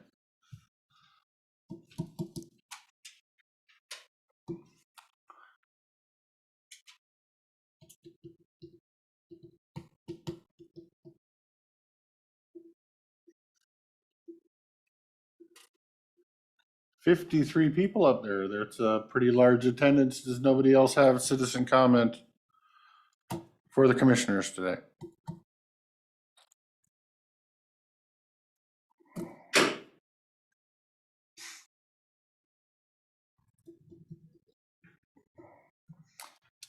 We're in citizen comment. If any of you'd like to make citizen comment, if any of you citizens there in the room would like to.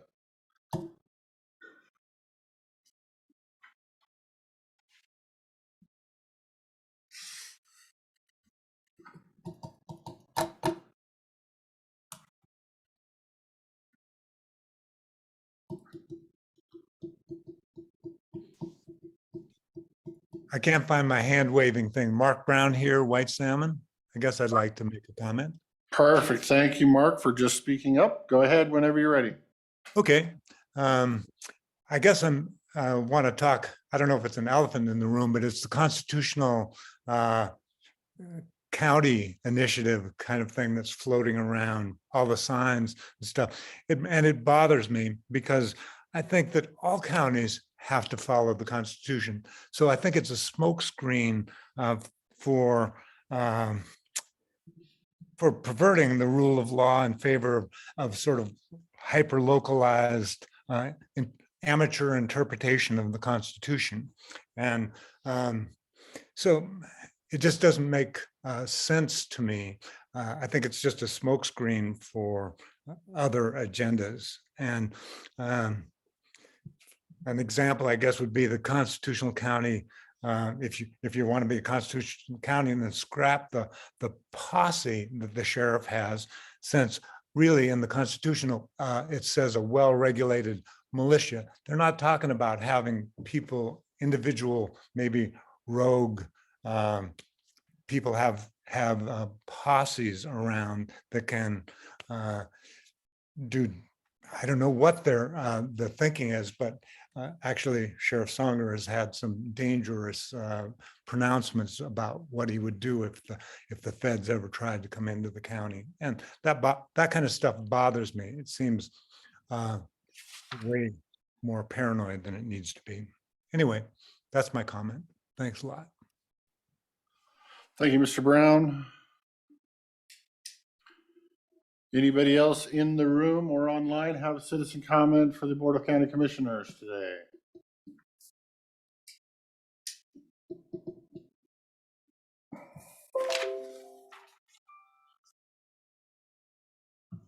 Lynn Mason, go ahead.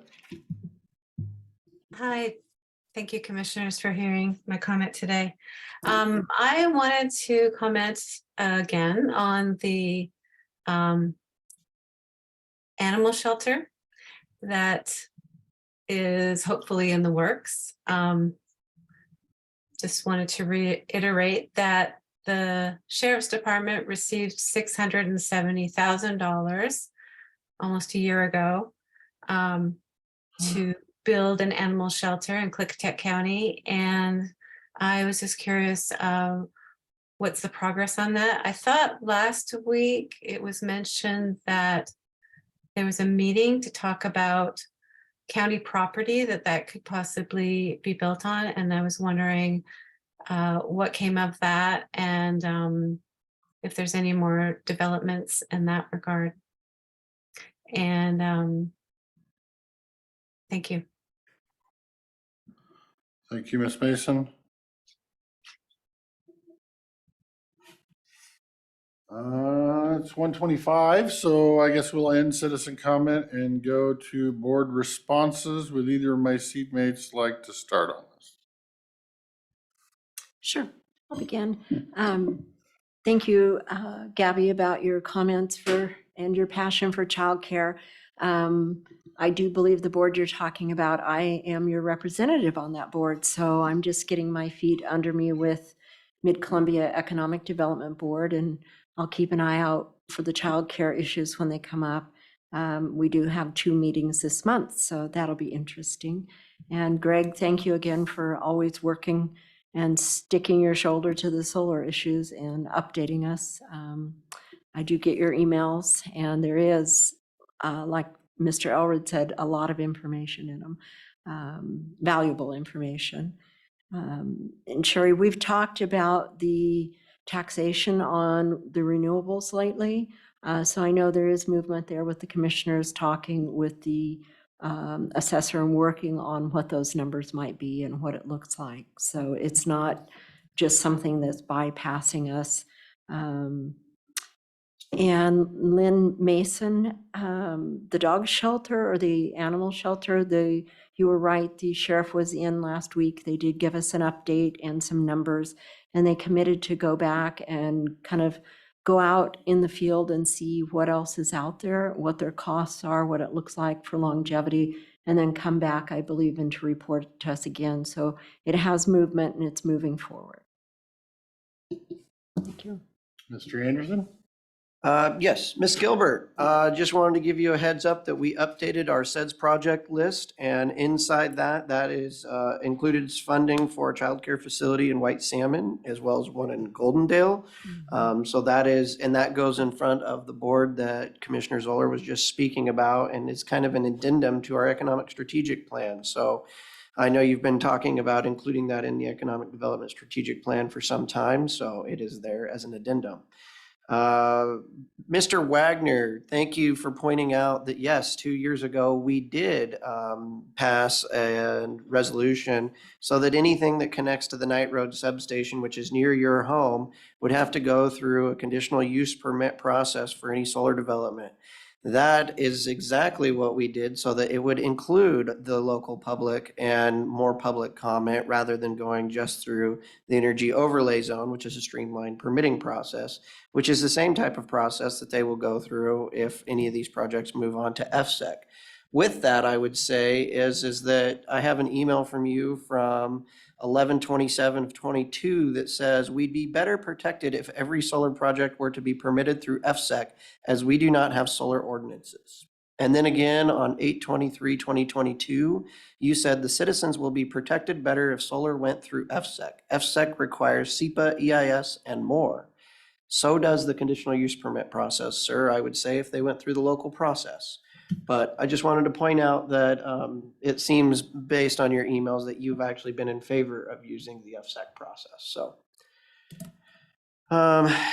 as for Miss Mason, yes, the county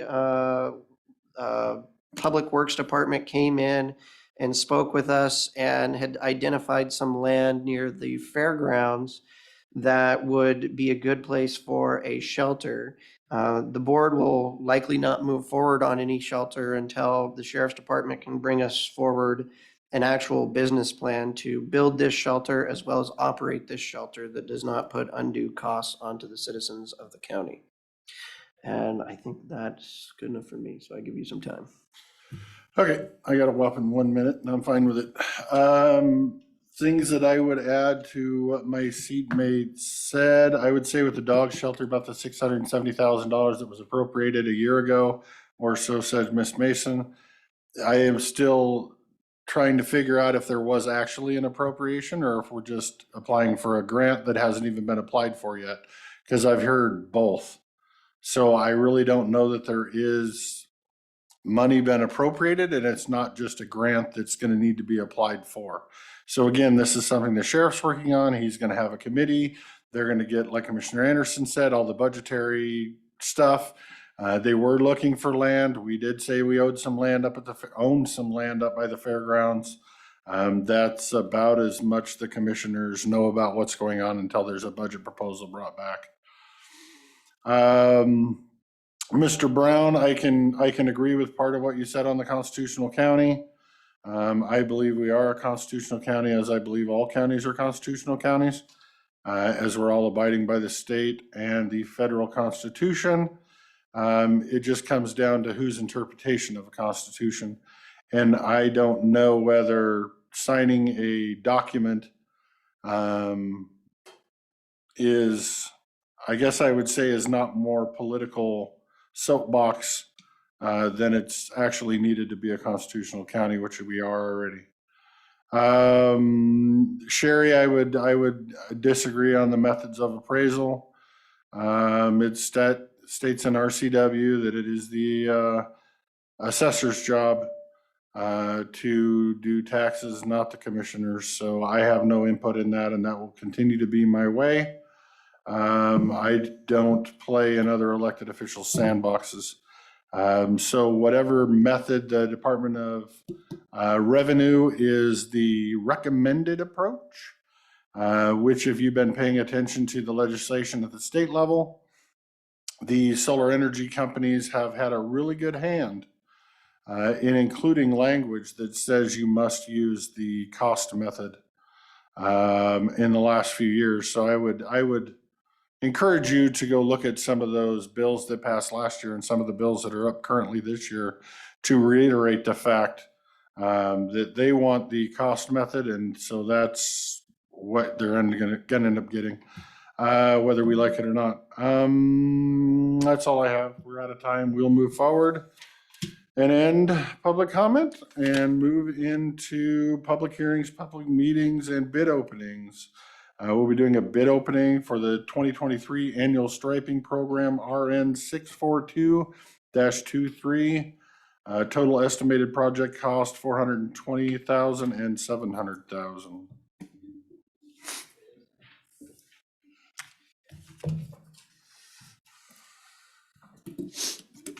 Thank you. Perfect. Thank you. Thank you. And we have 4, which is always better than 1. Very much. Did you take my knife? What? I have one, but I You didn't. need something? Yours. It got taken to you. Ah, She probably stole You it. She can probably keep it. saw it. And I'm she didn't saving. like the samurai sword that I inherited. Bid bond sheet 2. Bid bond is not present. Okay. First, did you say the engineer's estimate? Yes. Okay. Okay, first up, we have 4 bidders, specialized pavement markings. From Tualatin, Oregon.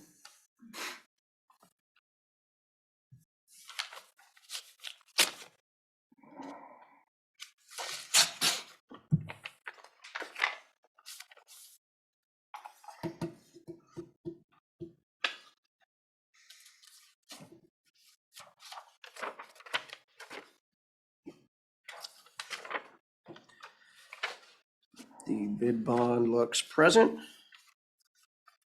And the bid comes in at a total of $865,328.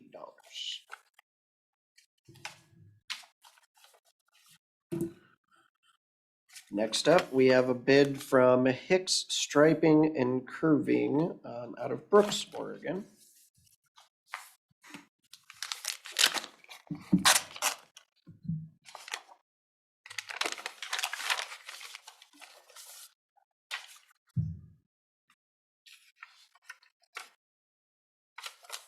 The bid bond is present. This bid is for $903,674. Interesting. I will remind everyone the estimated project's cost range is 420 to 700,000. So far we're both over. Next up, we have Stripe Right Incorporated from Kennewick, Washington.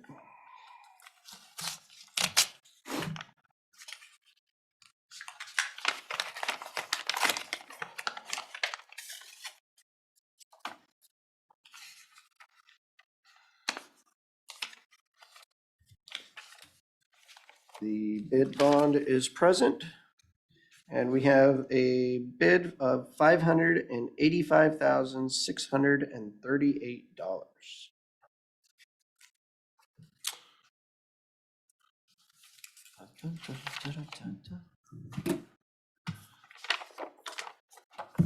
And next we have Construction Ahead, Inc., DBA Pavement Surface Control. I don't have where they're from.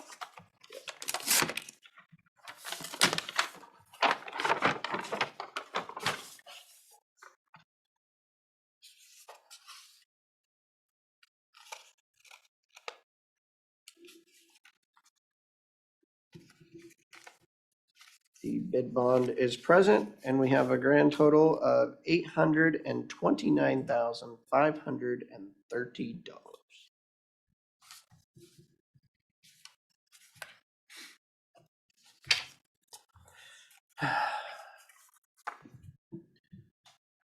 And with that, I would make a motion to return this back to the Public Works Department for review and recommendation. Okay, we have a motion to return these bids to Public Works for review and a recommendation to the board. Do I have a second? I can second. Okay, we have a motion and a second. Any further comment? Quite the separation. Yeah, thank God for Stripe Right. Competitive bid prices are awesome when you get multiple bidders. When you get one, it gets very, very hard. All right, enough discussion. I'll get myself in trouble. We have a motion and a second to remit these back to Public Works for review and recommendation. All those in favor, say aye. Aye. Aye, motion passed. As they're out the door. They're just like, yeah, you're gonna, yeah. Yeah, I was getting a little gun shy there, but then I I saw who was coming up and I was holding out hope. We're a little ahead of schedule, but we'll jump up to Republic Services Municipal Relationship Manager Steve Gilmore. Introductions of the new Roosevelt Landfill General Manager, and I will just leave it at that. Commissioners, thank you for having us today. Steve Gilmore, Municipal Relationship Manager with Republic Services. Just wanted to give Commissioner Anderson, you had a question regarding recycling, so I have some information for you, which is all of the past routes that have been missed have been picked up and collected, including a couple MSW routes. What happened was with the ice that occurred in the White Salmon area, some of the trucks could not make the hills. So unfortunately, the lack of communication is concerning to me, so I've chatted with our hauling company to make sure that that doesn't happen in the future. So you'll be much more informed about when those issues pop up so you won't get surprised. The other thing I wanted to give an update on is quickly, there are several RFPs and contracts that are currently up for bid, including 2 that will be happening this year in Spokane. One for the city of Spokane, which includes ash as well as municipal solid waste bypass. So as you folks know, they have about 70,000 tons a year of ash, which comes to Roosevelt, as well as about 75,000 tons of MSW that just can't go through the system because it's just too much waste. So that RFP is due in March. So working very diligently on that, as well as Skagit County, which is 125,000 tons currently. It will, I think it's due in February, so the end of February. So working very diligently on that as well. So the other issue in Spokane is that the city is in partnership right now with Spokane County. There's an opportunity that Spokane may pull out of the system and actually have their own separate disposal contract. They are looking out to go out to RFP the end of this year for transfer station operations as well as potentially disposal. So that could potentially impact the Spokane contract, the city of Spokane contract, as well as Spokane County could be in play as well. So there's a couple things there. Mason County's contract is up in August. We are in negotiations with them currently, but there is still a possibility that they may have to go out to RFP. So we're working our best and try to keep those tons coming to Roosevelt. So just wanted to give you a kind of a brief overview of kind of where everything is at right now. Still have not heard from Metro Vancouver, British Columbia regarding their RFP. We anticipate a response anytime. Likely we will continue to maintain and keep those tons that are coming to Roosevelt. So that's, I think, a fairly solid opportunity for us to actually expand our volume coming from British Columbia. So really good news on that front. Working on a couple extensions for Southeast Alaska as well. Those are relatively easy to handle. So don't anticipate any issues with Petersburg or Wrangell, who are the 2 communities that we're currently working with. So that's a kind of a big picture in terms of where the market is at currently. There are a couple potential opportunities coming up in 2024, which would represent about 80,000 additional tons. So Bonner County in Idaho and Kootenai in Idaho. So good opportunities on the east side of the state and looking forward to hopefully winning some new business. So always looking to do that. So the main reason I'm here today is to introduce you folks to Jeff, who is our new general manager. I'll let him kind of introduce himself, but also Zach Foster. He's our operations manager at the landfill, who also is responsible for managing all the transfer stations within the county. He comes from Mason County. He was a solid waste manager actually in Mason County. We were so impressed with him, I very politely stole him from Mason County. So he's been a great asset here for about 2 years, and we're really fortunate to have him and Jeff. And Jeff, if you want to introduce yourself. Good afternoon, commissioners. Thanks for your time. My name is Jeff Barcinas. I've got 20 years in the solid waste industry. Prior to coming back to Republic Services in December, I worked for Republic for 16 years. in the Oregon market and Boise, Idaho market, handling their large scale operations there on the ground. And I was relocated to Kennewick a couple years ago, where they found me working for Waste Management, and they kind of showed me this opportunity at Roosevelt where I could stay down over here on this side of the mountain and run this facility instead of being based in Seattle. So I was excited to come back to Republic and work with this team up here at the landfill and still have an oversight of the whole intermodal operations coming out of the west side. My family and I do live in Kennewick right now. My daughters are just starting middle school. I have twin daughters, so that in itself is going to be a challenge in the next few years outside of the landfill. But I'm looking forward to working and partnering with you in this county, and it's exciting to be here to meet you today. Thank you. Yeah, and we have every expectation that Jeff will be seen all over the place in terms of the county. He is really excited about engaging in the community, and we've kind of missed that since the time that the GMs were actually here at the landfill. So you're going to see a lot more of Jeff in and around the community. So excited about that. Any questions? No, I don't have anything. They might have anything, but I'll point out that Jeff is also the Republic's KC representative. So if you didn't put two and two together. Okay, perfect. Any questions for them at all? So this one's more for Zach. With the lunch closures, and when we look at some of our disposal sites, I'm primarily concerned with the BZ transfer station because they shut down at 11, but they close the gate at 11, but there's still people that are unloading. And so that gate in the end this summer, and what they are right now, it's actually closed for about an hour. And when you look at that, because they got to get there 30 minutes, but they got to close the gate, so everybody starts lining up. It's going to be an hour sitting there, and with that gate closed for an hour, you're going to have people completely in the summertime in spring cleaning. It's going to be backed up down the road. We need to come up with a solution, or we're going to be stopping 141, and people don't want to lose their place in line, and that's just the way it is. So I don't know what you guys can think of or do to try to fix this problem, but it's become a problem one day, and that's in the wintertime, dead of winter. So it's going to be a real big problem. So. And I've talked to Jake and Bill out there, my two employees, and try to get a plan together because we are concerned for the summertime as well. And not just only BZ Corners, but Golden Dell and Dallas Park too. Yeah. Just trying to average it out between the two of them to make sure we're giving them their scheduled breaks. And if we need to send, I have a floater too. So I'm looking at all options of how to make sure people are getting their breaks and still make operations work. Yeah. Well, it's getting concerning right now. So thank you for looking into it. I'm sure you guys will find an answer that doesn't stop traffic and everything else.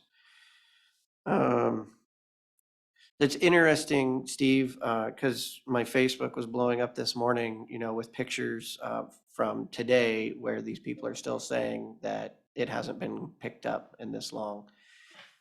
So I don't know if you guys aren't letting people know that you're changing the times and to come around. One gentleman had, people are getting fed up with their recycling, so they're just leaving it out there because they take it out, leave it. You guys wouldn't pick it up. And then one guy just left it, and then 2 days later it got picked up, but there was no email, there was no anything going on. Do you know where was the location? Was it in the White Salmon area? Yeah, White Salmon area. Okay. Let me double back with Kenny and I'll get you an answer. But every indication was that all the routes have been picked up. I'm almost wondering if maybe they were possibly picked up today, potentially. So let me double check and I'll get back to you with an answer. Thank you. Uh-huh. And it's a pleasure to meet you, sir. You too. Thank you. All of you. Thank you. Good. No, she's No, got not me. nothing. I've got nothing Thank you. today. You're free. Thank you. Thank you. Yeah, I think the lines at the transfer station, people will just eventually start getting educated on when break time or when lunch is. And I mean, they're having the same problem as we're having with the county, is you have to give people a lunch break or you get sued. Oh, yeah. So. All right, flying right along. Well, no, not really. We're still only 3 minutes ahead. Next up is the add-on under new business for West Klickitat County Community Housing Incorporated. Chairman Jonathan Blake requests for funding assistance to help cover operational shortfall due to vaccines, cost of turnover, age and condition of property, and inadequate funds to cover management costs of Rhine Village. You meant vacancies. Yeah, right? vacancies. I have pencil. Vacancies, yeah. I was trying to read over the pen ink splodge. So Hey, if we could have made some extra money doing vaccines, we would have given it a go, that's for sure. go ahead, sir. Tell us about what's going on over there. Well, is maybe if you're not familiar with the west side of the county of White Salmon, but West Klickitat Housing or Rhine Village has been in existence since the mid-70s.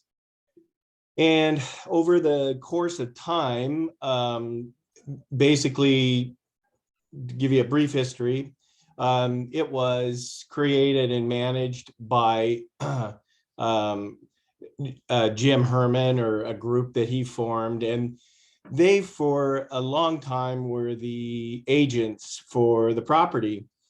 And I got on the board probably about 5 or 6 years ago. Didn't have a lot of experience in terms of low income housing or rural development or anything in terms of how it worked. But essentially where we ran into issues was the facility was woefully upgraded and maintained over a period of time. And also dealing with the intricacies of rural development required a little bit more of a specialized hand-holding. So we basically changed agents from Herman and Associates to Gorge Action Programs. And then we ultimately found somebody that specialized in this area. And they were able to help us get on track in terms of vacancies, and every time we turned over a unit, we had to upgrade it. And essentially with the end result would be for us to transfer ownership to another party. And in this case, it's going to be Cascade Housing. But that created a shortfall over the last few years, and they've helped us tremendously in terms of getting our vacancy rate down and also helping us with rental increases and things like that. But we're still inadequate. We owe them some additional funds, and we want some funding also for this final push prior to or at the time of transfer of ownership, to help with some of the upgrades and updates that we have sorely needed for a long time. Okay. Questions? So are you saying that some of this money is going to be used for upgrades to the existing facility? Some of this money would be, there's roughly, if I'm understanding the accounting, it's we owe approximately 80,000 to Viridian Management, and that would leave us with about 40 that would be utilized towards the renovation. Of course, we've procured some funding for a massive project, but we'd like some additional funds to go towards that as well. If I could share, this is Richard Morrow with Columbia Cascade Housing Corporation. If you don't mind, Jonathan, I can share. No, please. Yeah. Just, the Columbia Cascade Housing, the property is going to be eventually transferred and rehabilitated. And that's the goal. But these operational shortfalls is a big number.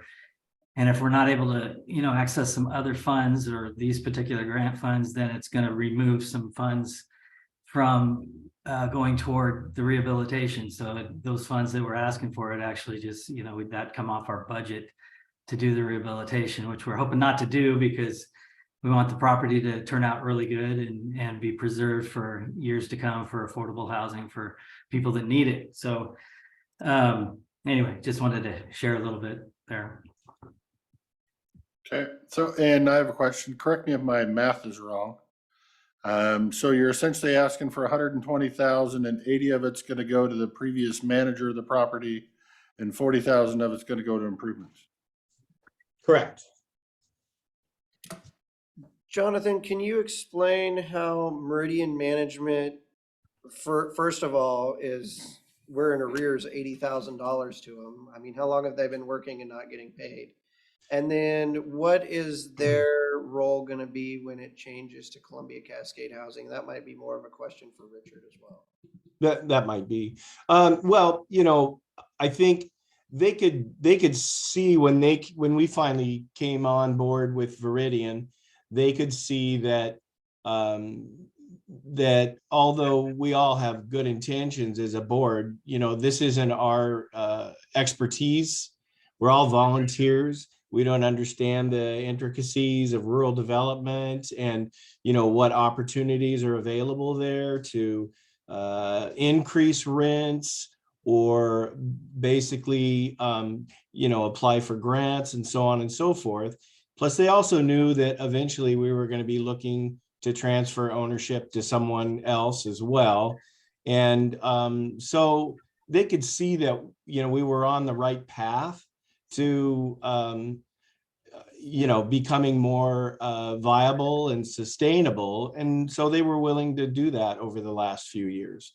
And I think primarily most of the accounts payable basically were related to upgrading and renovating units as they became vacant. And because a lot of them were, you know, old carpets and basically that we felt it was from a long-term perspective, it was, you know, best to tear those up and put in, you know, laminate flooring and things like that to make them easier to turn over in the future when, you know, when somebody vacated. And this is Richard. Also, it's kind of a standard, you know, when properties, they're trying to focus on getting the units turned and rehabilitated, like Jonathan is saying. And so a lot of times they will be the last one paid. And so that's why it tends to build up that way until there's an opportunity to get that paid down. So that happens quite often in properties that are in this situation. In affordable housing, I should say. $120,000 isn't too affordable. I don't have any questions. Do any of my students have any other questions? No, I don't. I'm good. Okay. Chairman. You have to come to the microphone, Mr. McClure. We need a microphone in the back of the room. Nobody ever wants to come forward. Only on the telephone. Right.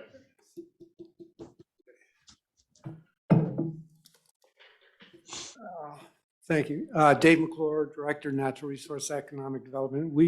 My department coordinates a fund that is likely the source of the revenue that he's asking for. We get a document filing fee that's dedicated to affordable housing. As we ended fiscal year 2022 with 130,000 fund balance.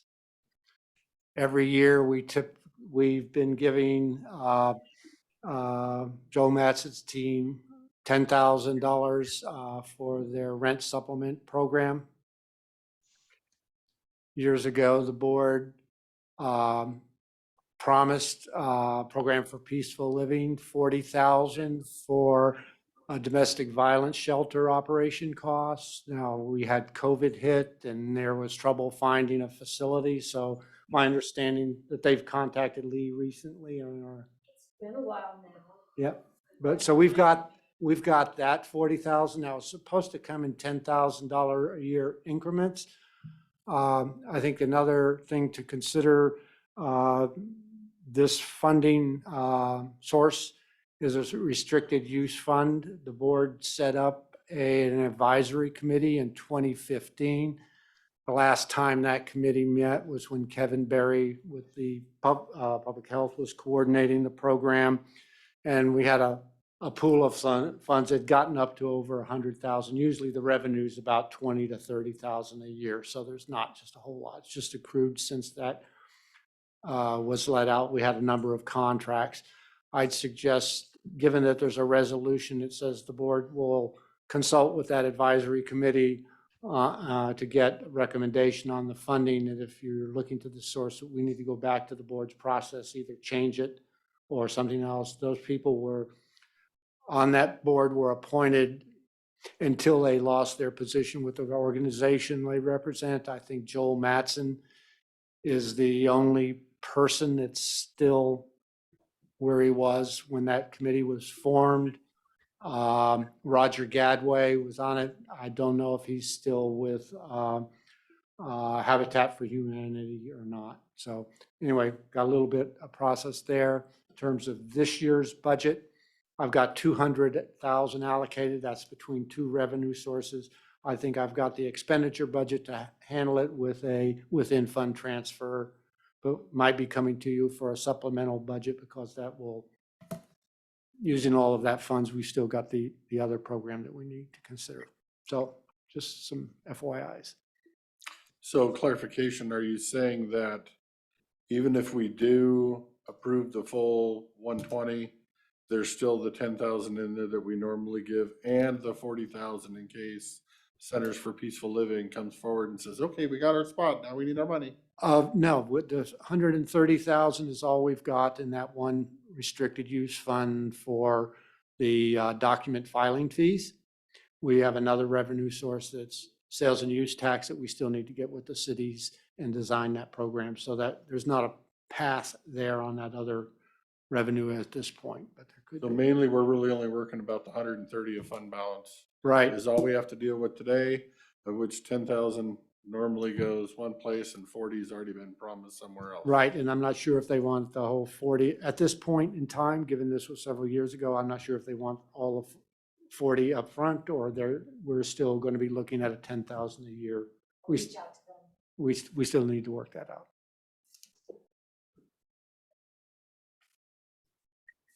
And that's if you want to use that affordable housing fund. And then you're still saying that we should either change our policy on who gets to pick appropriations. Yes, or that's reform that board and submit it to them for a recommendation. right.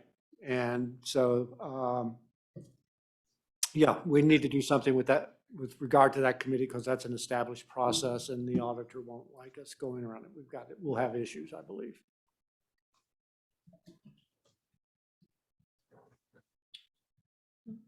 Quiet. And then I think I'd like to get with Mr. Blake what I'm curious about. And these appear to be for expenses that were incurred for years back, maybe even. So how do we put together an agreement that captures that? Because unless there's something I can get from statute or the auditor that says that we can just give them the money as opposed to do it on a cost reimbursement basis, I think there are some challenges. That's kind of, my challenge is not the 40,000 that would go to upgrade the facility. My challenge is writing an $80,000 check to somebody who's walking away from the project with their $80,000. I wanted to, you asked me a question earlier. Can I speak or not? Go ahead.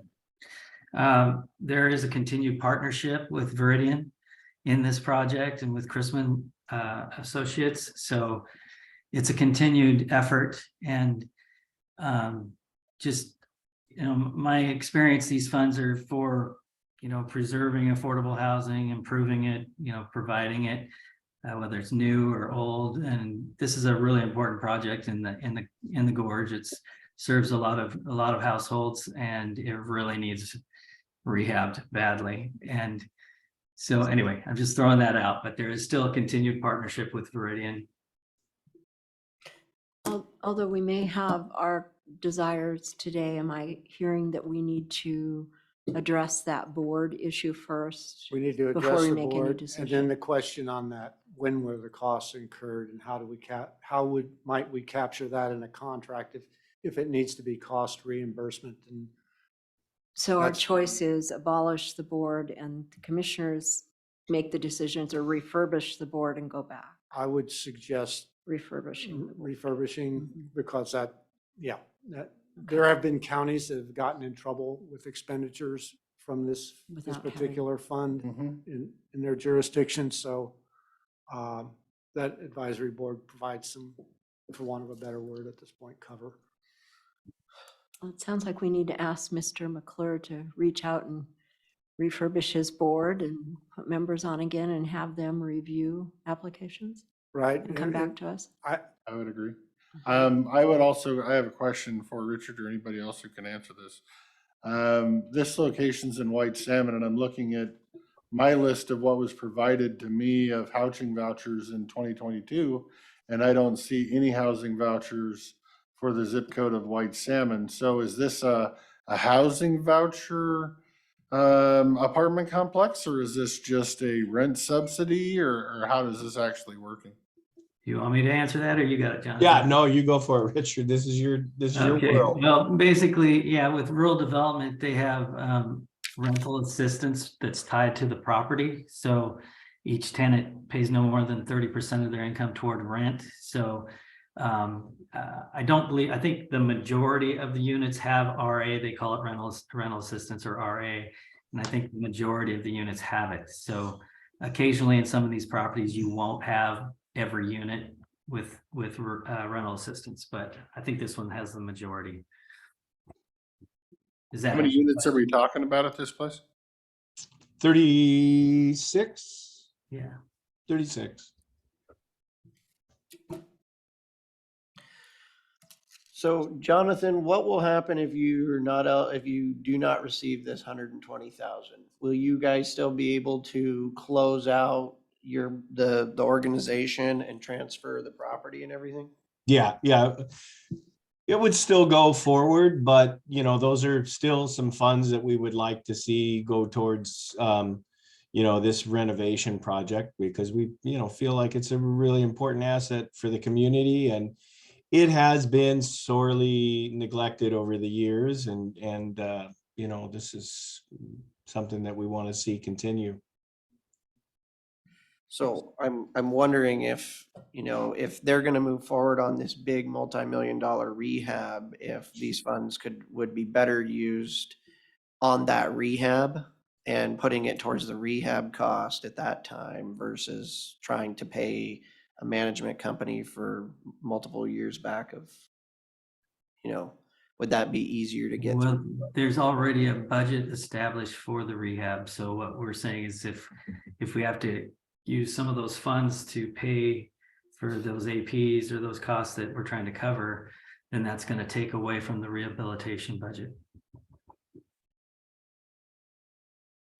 You said we normally get 22,000 or something into this fund balance? 20 to 30, typically upper 20s, low 30s. So technically, this is 4 years of fund balance that's sitting in there. Yeah.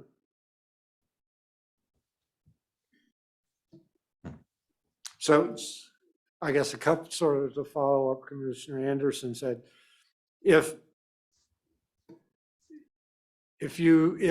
we put if some of the money for the rehab that's done after acquisition or transfer of ownership, does it matter whether this is replacing those funds that are moved, or just sort of repurposing a portion of the renovation budget and then get the funding from the county? One of the things I'm a little concerned about, and I don't know at this point, is it a March date you're looking at for the transfer, and can we get this done in time?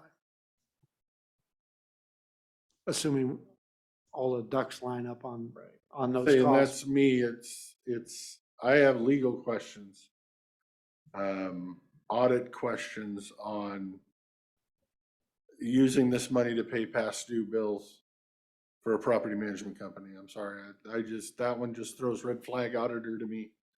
If we were reimbursing for kitchen cabinets or something, Well, yeah, I mean, that's what a lot of that money was, that's where the accounts payable basically is from. It's from a lot of rehabs of units, but kitchen cabinets, stoves. Right, but flooring.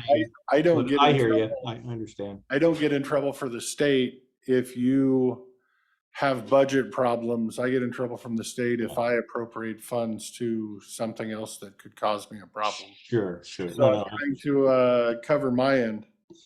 Yeah. On that, I think either way, nothing gets done until we go to the advisory board and see who's still sitting on it, see who we need to appoint to it to give a well-rounded consensus from the general public.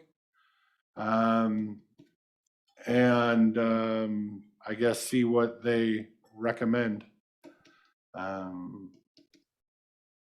I have concerns about blowing 4 years on one project. I have a lot of concerns. Any other input from Mr. McClure on where we go from here? I'm good.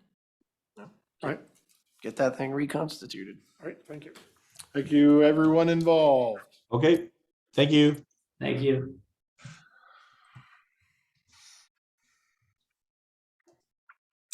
All right, now we will move on to the add-on, the acceptance of the request from the prosecuting attorney's office for a credit card limit increase from 2,000 to 5,000 on both credit cards to cover reoccurring monthly expenses and travel requirements for witnesses, experts, and staff.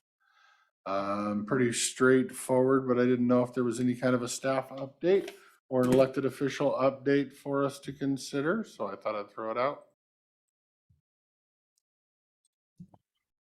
No, we're just having recurring issues of there's some ongoing monthly installments that are on the cards based on recommendations of previous boards, and then we're having just more and more issues with witnesses having to be flown in and hotels and so forth.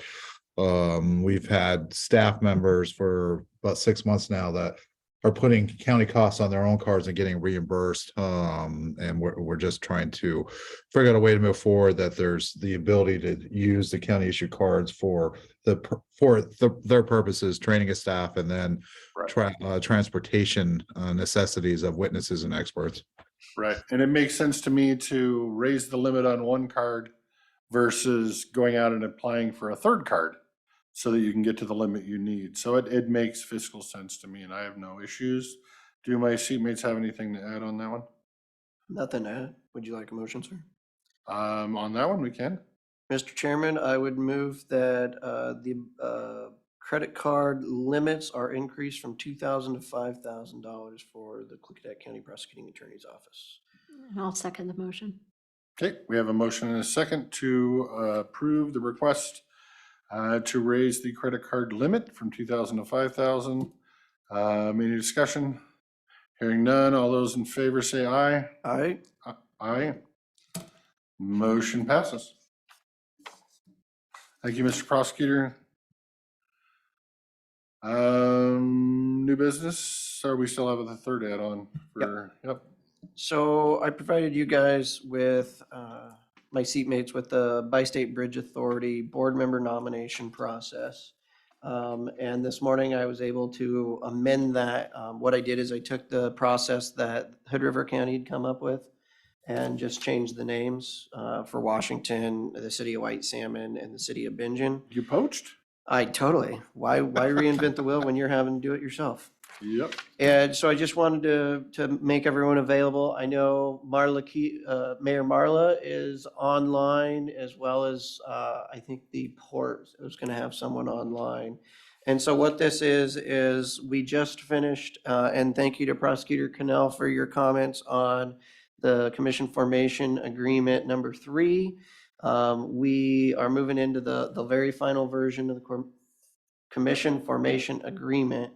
So what we needed is this Bi-State Bridge Authority memorialized, and then we'll be able to move forward, and then we'll all the enacting jurisdictions will be signing on.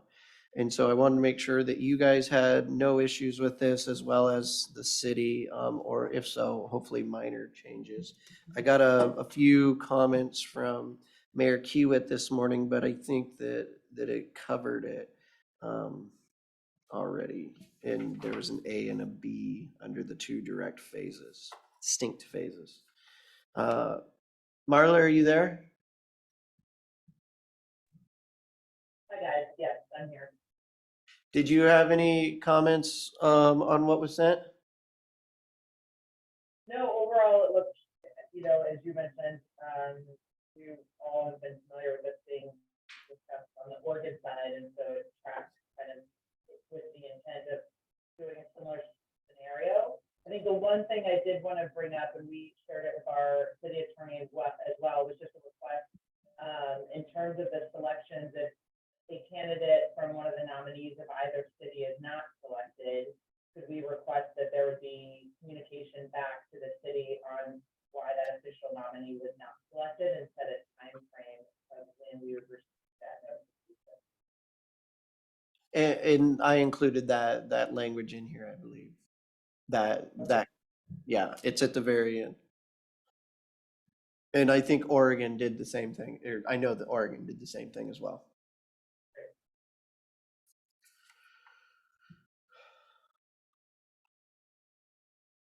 And so from here, I think, this is just the nomination process, which I think next week we could have Lee put on the consent agenda to memorialize this. And then we just need to update our committee information, our committee handbook, and include this in there.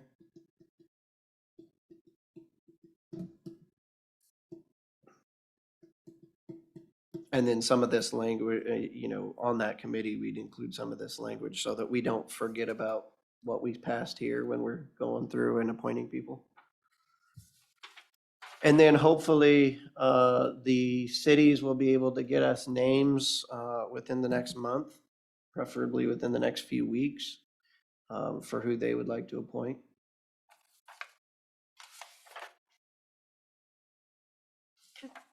I'm assuming the counties from the general public. Is that anyone residing in Klickitat County, or? Yeah, so I mean, The rest of Klickitat County gonna have a voice on this, or just Bingen and White Salmon? no, there's 3 positions. So one will be hopefully from Bingen, one from White Salmon, one from the county at large. My And it can question be- is the county at large one gonna be outside of the city of White Salmon and Bingen? It's probably going to be an elected official, honestly, from the county. You want to be on the bridge commission?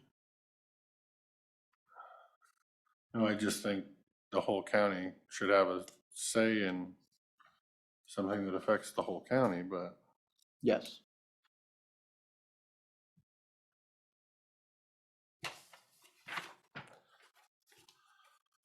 And technically, the county's commissioners are going to have the final say on all 3. right. Well, I get that. And the final say on anything that needs signed, but I also realized my ask is big, because if you get somebody that's not necessarily in Bingen and White Salmon, how much are they really gonna care? And are they gonna show up, and are we gonna get any applications, and is anybody gonna want it? So I get where you're going. Okay, any thoughts over there?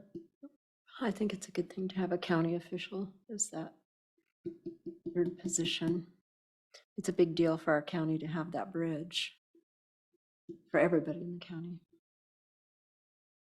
And honestly, right now, I mean, we're multiple years into this. There's a lot of knowledge that's been gained. If anything, this is creating a new organization out of the bi-state working group. And, my statement has always been, we're looking for continuity so that we don't, upset the apple cart and bring a whole new group in that wants to start over like a new pool or something like that.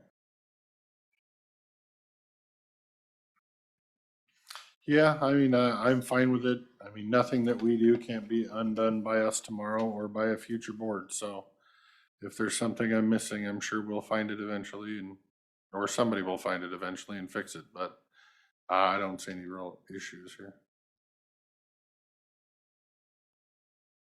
Do we need to make a motion or no? I think we just have staff direct staff to incorporate this into our current policies for the consent agenda next week.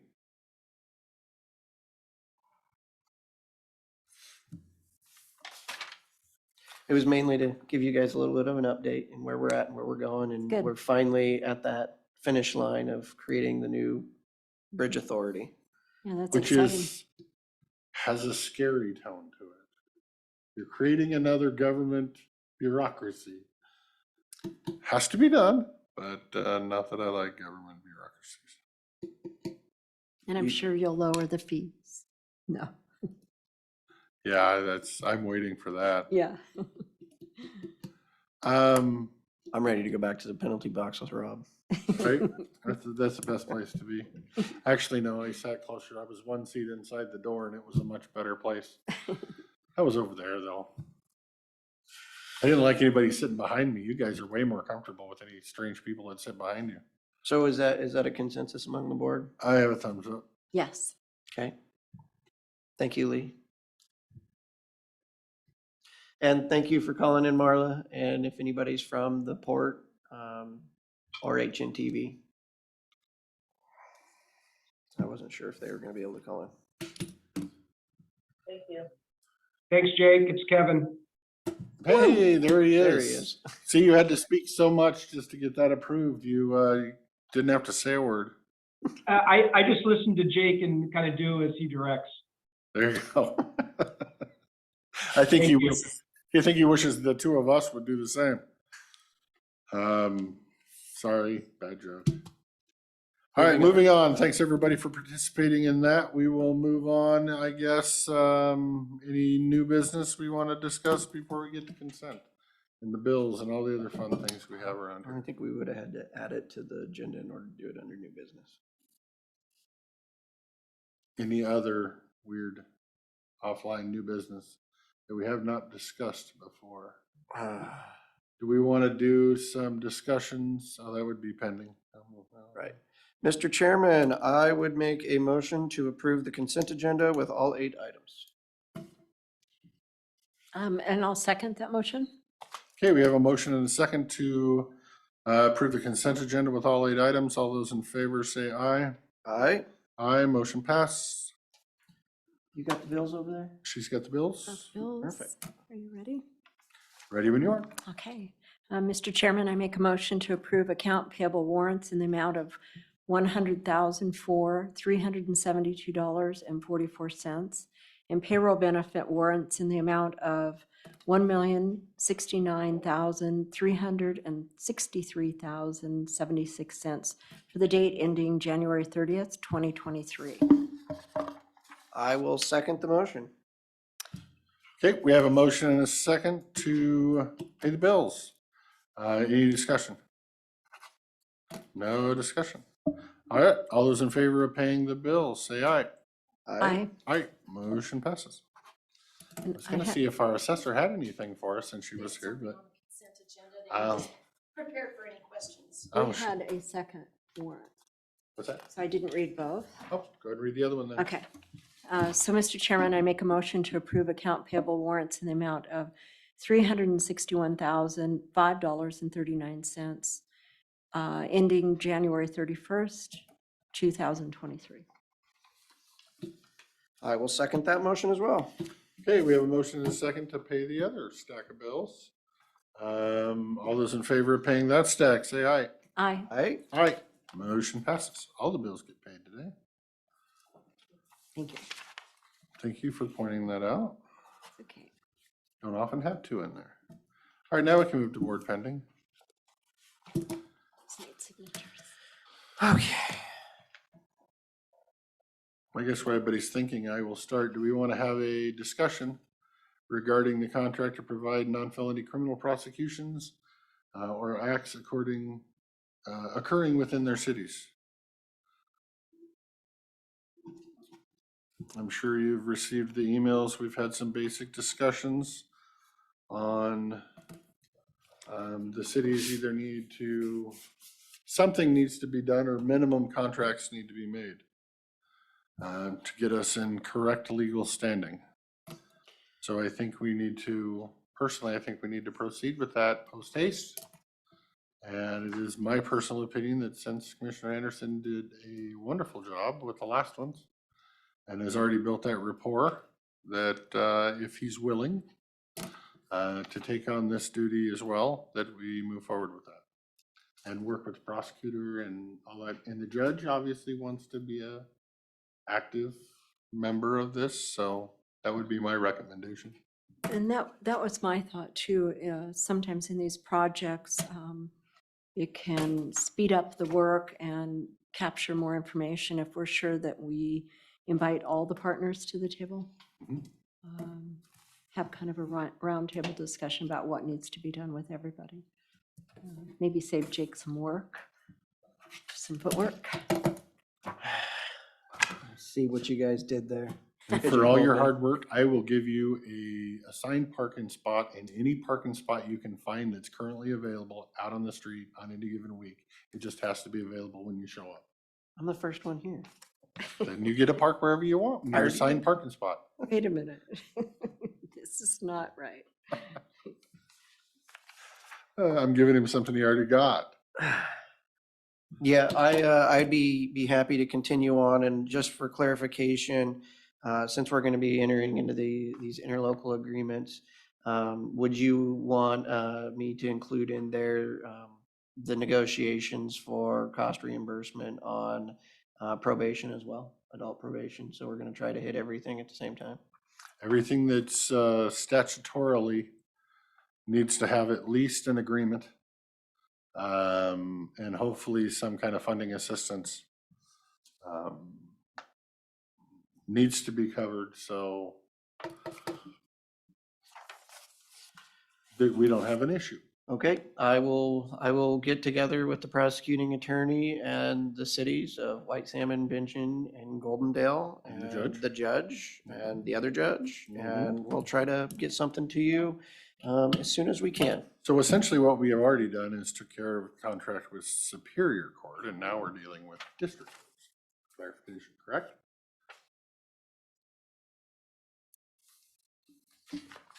I thought that was the negotiation we just entered into with Superior Court. So that was the cost reimbursement for the services that we provide for the district courts, for the municipal. Because that was what we were, That's true, I guess Superior State cases, huh? yes. Okay. Yeah, good call. And so we made the agreements. They set aside the money in their budgets for 2023. We have not sent those bills yet because we haven't got the agreements in place. Oh, that's in there. I need clarification, are you talking about Court costs, district court? yes.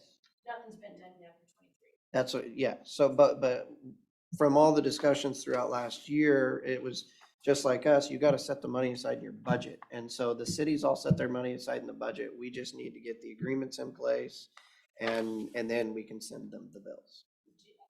Staff would need direction on how much money that's Right. going to be. Right. And so we'll send that request for the cash when we get the agreements in place too. Do the billing. Yes, perfect. That'll work.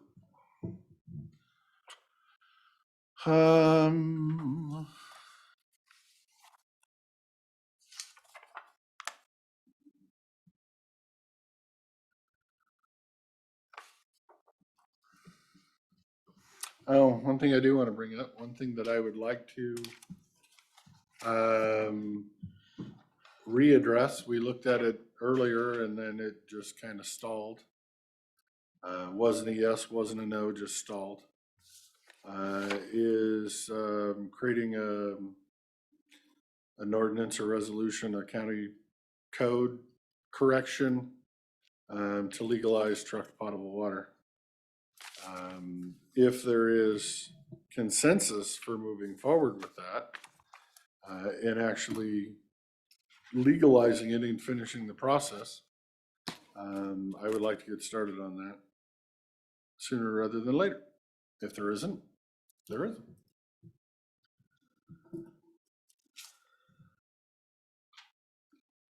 Do you feel that we've got the bandwidth available with all the other things between the solar moratorium, the short-term rental, the CAO, the SMP, Mochi starting in on the actual comp plan? Do you think we have the bandwidth to add that to the list right now? Yeah, because I think this is as simple as public health, working with public health to draft the policy. And if we need to, I know there was one opinion that we needed to put it in our comp plan, then I don't believe just writing a simple amendment to a comp plan for this is that drastically time consuming. I understand government likes to get everything done in 5 years, but I've kind of been waiting too, and I'd like to move forward. There's people that actually are waiting and asking. I don't think it's that huge of an undertaking. I just think there might be some political disagreement with the policy. So that's my point, is this board sets the policy. If this board wants to change the policy, they can.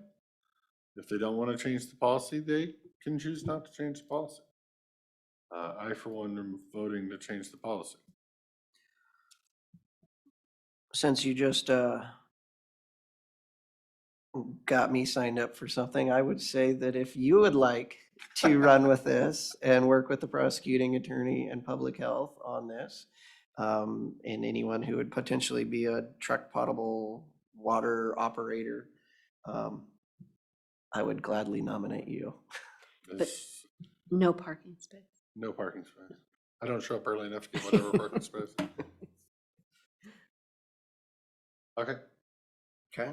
if you're okay with that. I agree will with that. That works. Continue.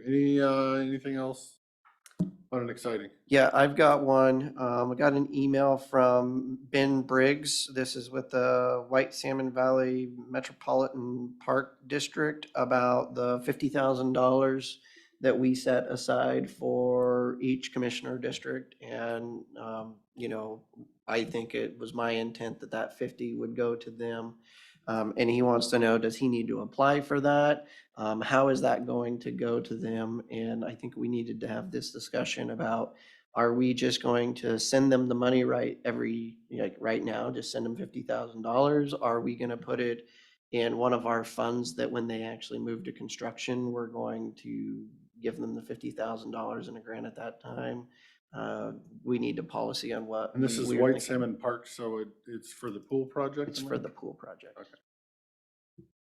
Have you talked to any other communities in your area? No other interest out there, or? I think, That is that's the big push, but I've also heard park-related stuff up in Trout Lake. Well, we own the park up As in far as Trout I'm, Lake. well, I understand that. Doesn't mean you can't fix a park you own. No, it's your district, however you see fit is fine with me, and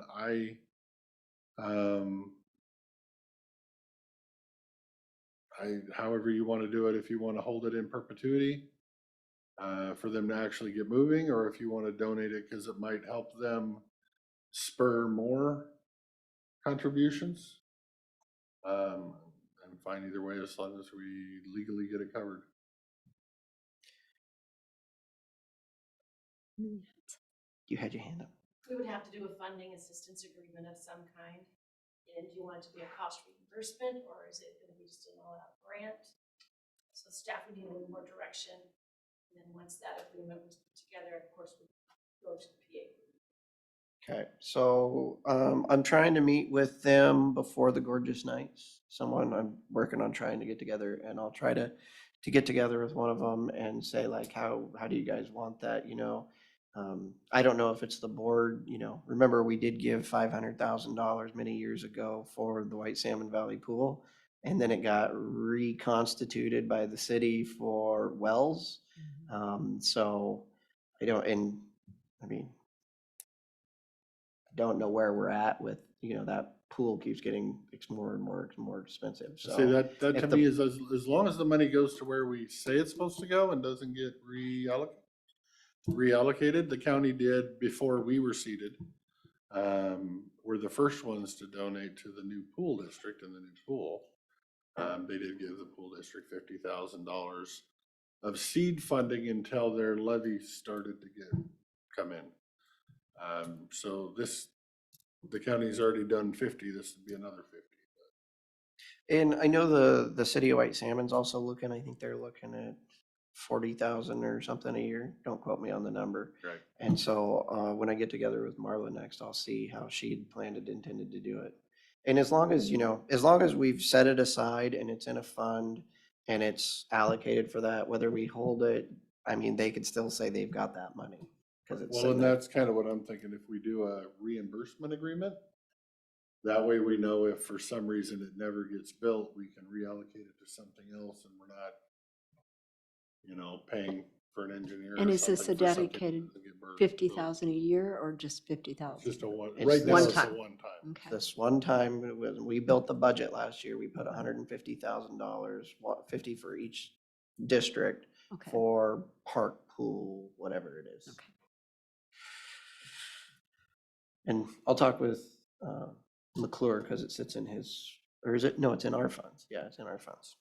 Never mind. I'll talk with. I would prefer it be a reimbursement. Okay. Do you, can they use it for the reimbursement of their fundraising? But then person? again, you might have some, I'd hate to set a precedent because you may have some that can't come up with the 50 grand in order to get reimbursed.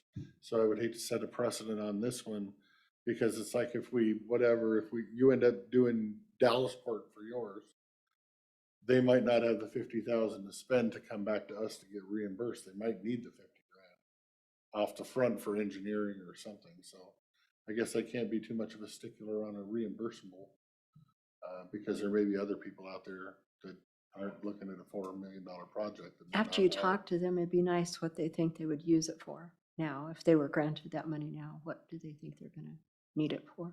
Normally they have a scope of work that's Yeah. part of their. Right. Yeah, I'm fine with however it goes. Okay. I I'll, tap myself into whatever. I'll work on it. Add it to the to-do list. Thank you, seatmates. Okay. Um, I didn't figure yours would be the first park money spent. I figured one of I ours didn't say would it be was the getting first. spent. I kind of just promised it on the air, so. Go ahead. So being a new commissioner, working order is always a big deal for me to know where I am and where I'm going. Is there a time where we could do just some short workshop things together and have open conversations about our working order as commissioners, what we see as our future and how we approach it, projects? So I definitely know what are my projects and how I'm working, what are your assigned boards. We've never had that conversation. So we know, who is all doing what and how do we work it all together? Because sometimes I see things on the calendar still and I'm like, hey, wait, there's a meeting there. I'm not sure if that's mine or. Yes, yes, yeah, and I have it, you've given it to me, but Well, and occasionally there's some overlap. So you're on MCED, but yes. I'm on the Goldendale Regional Economic Development Symposium that was hosted by MCED. Yes, They're just facilitating it. So if you weren't aware that I was on that board, next thing you know, we both show up to something right. and we have a problem. Luckily, I was going to be on vacation anyway, so it didn't become a problem. But yes, you should receive that education. Yeah. I would throw it on the next workshop and let's have some discussions. Thank you. Okay. That works.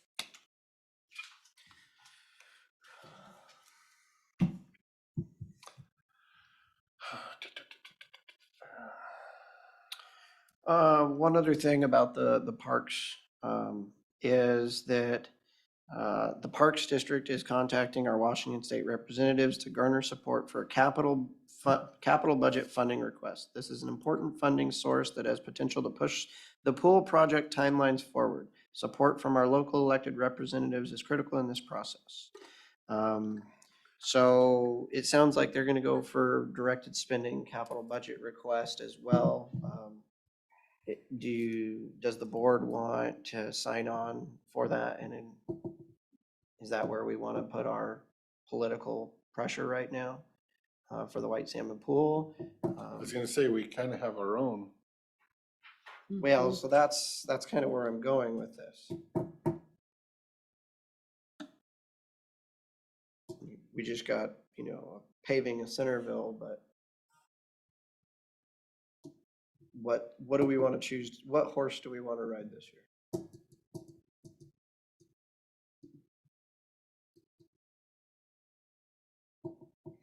I guess I would say, my opinion, we've already signed letters of support for the white salmon pool. We're already on record as far as that goes.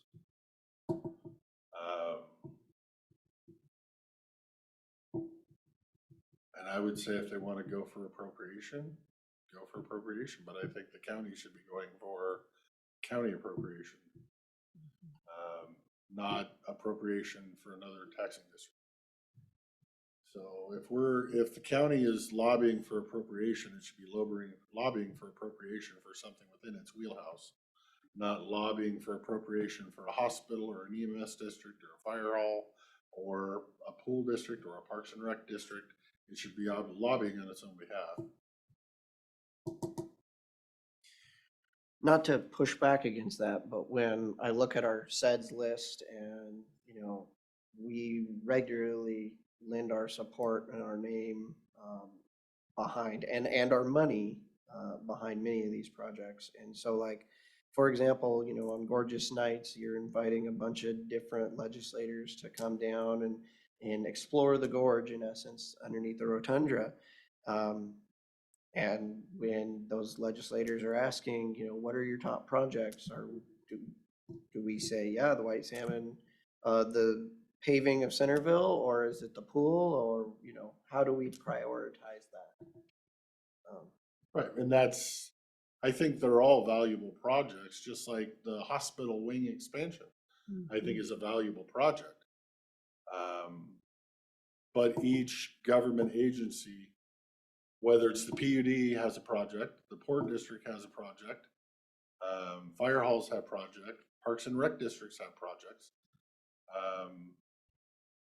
We also, as a county, have county projects, and I think while all the other projects are good projects, and I'm not saying anything negative about them, and I would lend my support or a letter of support for each one of them. I think we need to be focusing in our own backyard. Well, and again, as commissioners, do we prioritize our projects? Do we talk about them and talk about every one that's out there? And they're all important. They're all important in their own way to our county.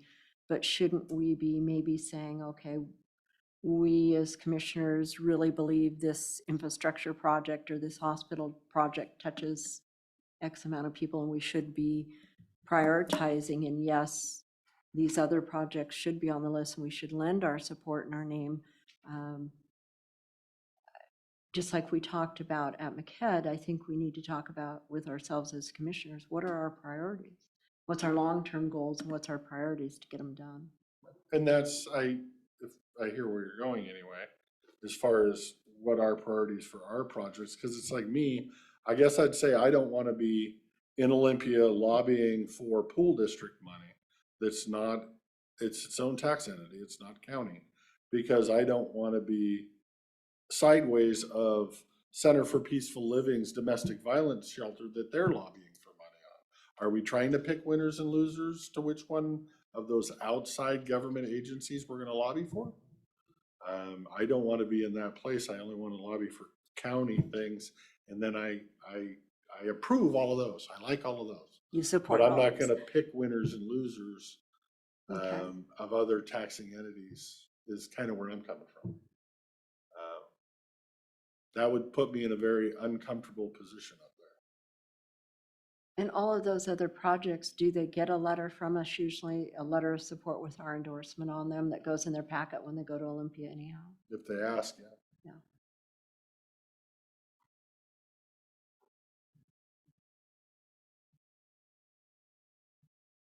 Yeah, I know that there's been talk about coalition building. So you would go up and, you know, it would be the hospital, PUD, or whatever, a group that would all go in and lobby for everybody's projects.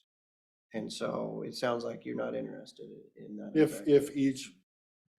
If that was a coalition and they were each lobbying for their own project in there and we support the other projects and here's my project, that's exactly what I'm talking about. But if you're bringing, you know, I guess I would say is the county and the hospital and the Goldendale Parks and Rec District and the Center for Peaceful Living's all gonna get together and go lobby for the pool, or just the county?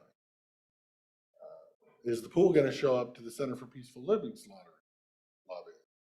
Or Yeah, I mean, that's kind of what that I'm was the saying. discussion, is it's coalition. You go in with a group and you're selling the group message. And this is kind of the community's message, you know, whether you've got the cities and the county and the port all together. Yeah, see, because to me, I look at that as I support all of their projects equally. I don't want to pick a favorite child. Because I guarantee you the Goldendale Parks and Rec Swimming Pool Committee has projects that they're trying to get grant funding to. And I don't want to be ranking one pool district over another pool district. Or anything else. So to me, I want to remain equal to all my children. And not try to rank and pick that somebody's project is more important than somebody else's project. Because they all believe their project is more important. I mean, you can see that at a KC meeting with the 5 government agencies are there, the 7 government agencies, however many they all think their project is more important. So when you're lobbying, if you have your package of, say, 20 projects within our county, no matter who they are, including us, and you don't identify what your top ones are so that you really push for them and go for them, do you risk that that money will just be allotted to a different county? Is it a competitive situation where Well, we first off, need to? I honestly think if you approach a legislature with 20 different asks, you're probably gonna get nothing. That's what I'm You need to have saying. one. Right. And now if all of these groups thinks they can come together and just pick one, then I think that one could happen. I just don't think 20 groups are gonna deem the other person's project more important than theirs. And as a county representative, I don't want to deem one person's project more important than somebody else's. Because if I'm gonna push for a project, it's gonna be for a county project, it's gonna be for a county road project or a county park project. If I had to go to the legislature and push for a park project, I would pick Dallasport Park over Goldendale Park, because Goldendale's owned by a different taxing entity. I'm in charge of Dallasport Park. I would push for that one because it has to be highest on my list because it's mine. So as a board of county commissioners, though, like Jake said, if he's at a function where he's approached by a legislator and they ask him questions about the pool project, hey, how's the pool project? Where do you think that is? I would like to know that I'm speaking qualified, that we have all talked about all the projects and we kind of know what needs to go forward first and what is just maybe a little more important, and some others can wait a year or 2 years and we just bump them up, just like the road department 6-year plan. If you two want to do that, I'm fine with that. I won't rank them. I just think that's a bad idea. I mean, if you guys want to rank them, that's all it takes for county approval, and I'm fine with that. I don't want to stand in the way. But Well, I guess to make it simple, you're talking to a legislator, and we're talking about legislative appropriation, and it's a choice. It's a choice between the assisted living facility or the pool. And the legislator goes, where does the county sit on this? What would you like to see us put our direct spending towards? And you're like, personally, I would say the assisted living center, because it's not its own taxing authority. So then you just ranked it. Because I'm not ranking junior taxing districts.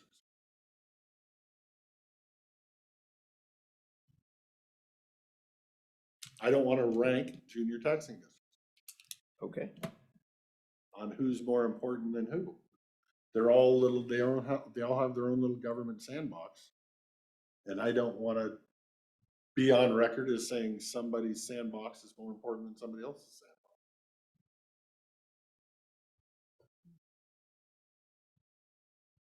That's just me. Okay. I mean, if you guys want to make a ranked list, I'll support the board and say this is the county's ranked list.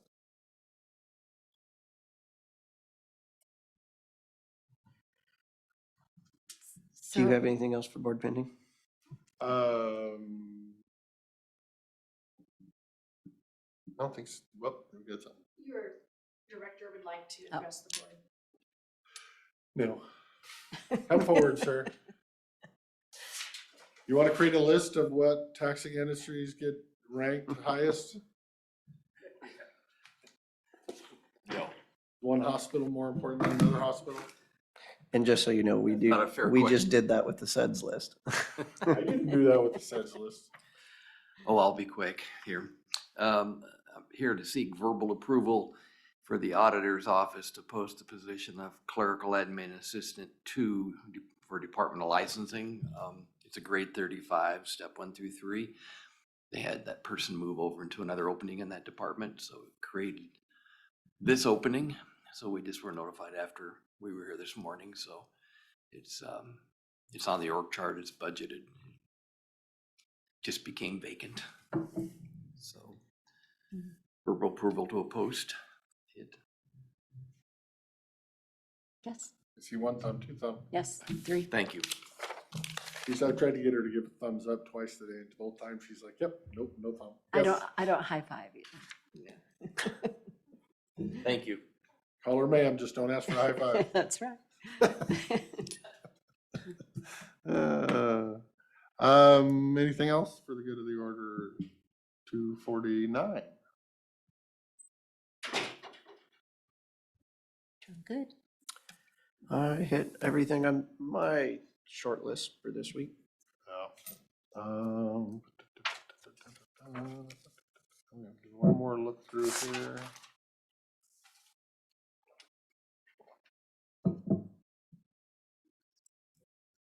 All right, I don't see anything else. Anybody, any directors or elected officials online have anything for us before we close today?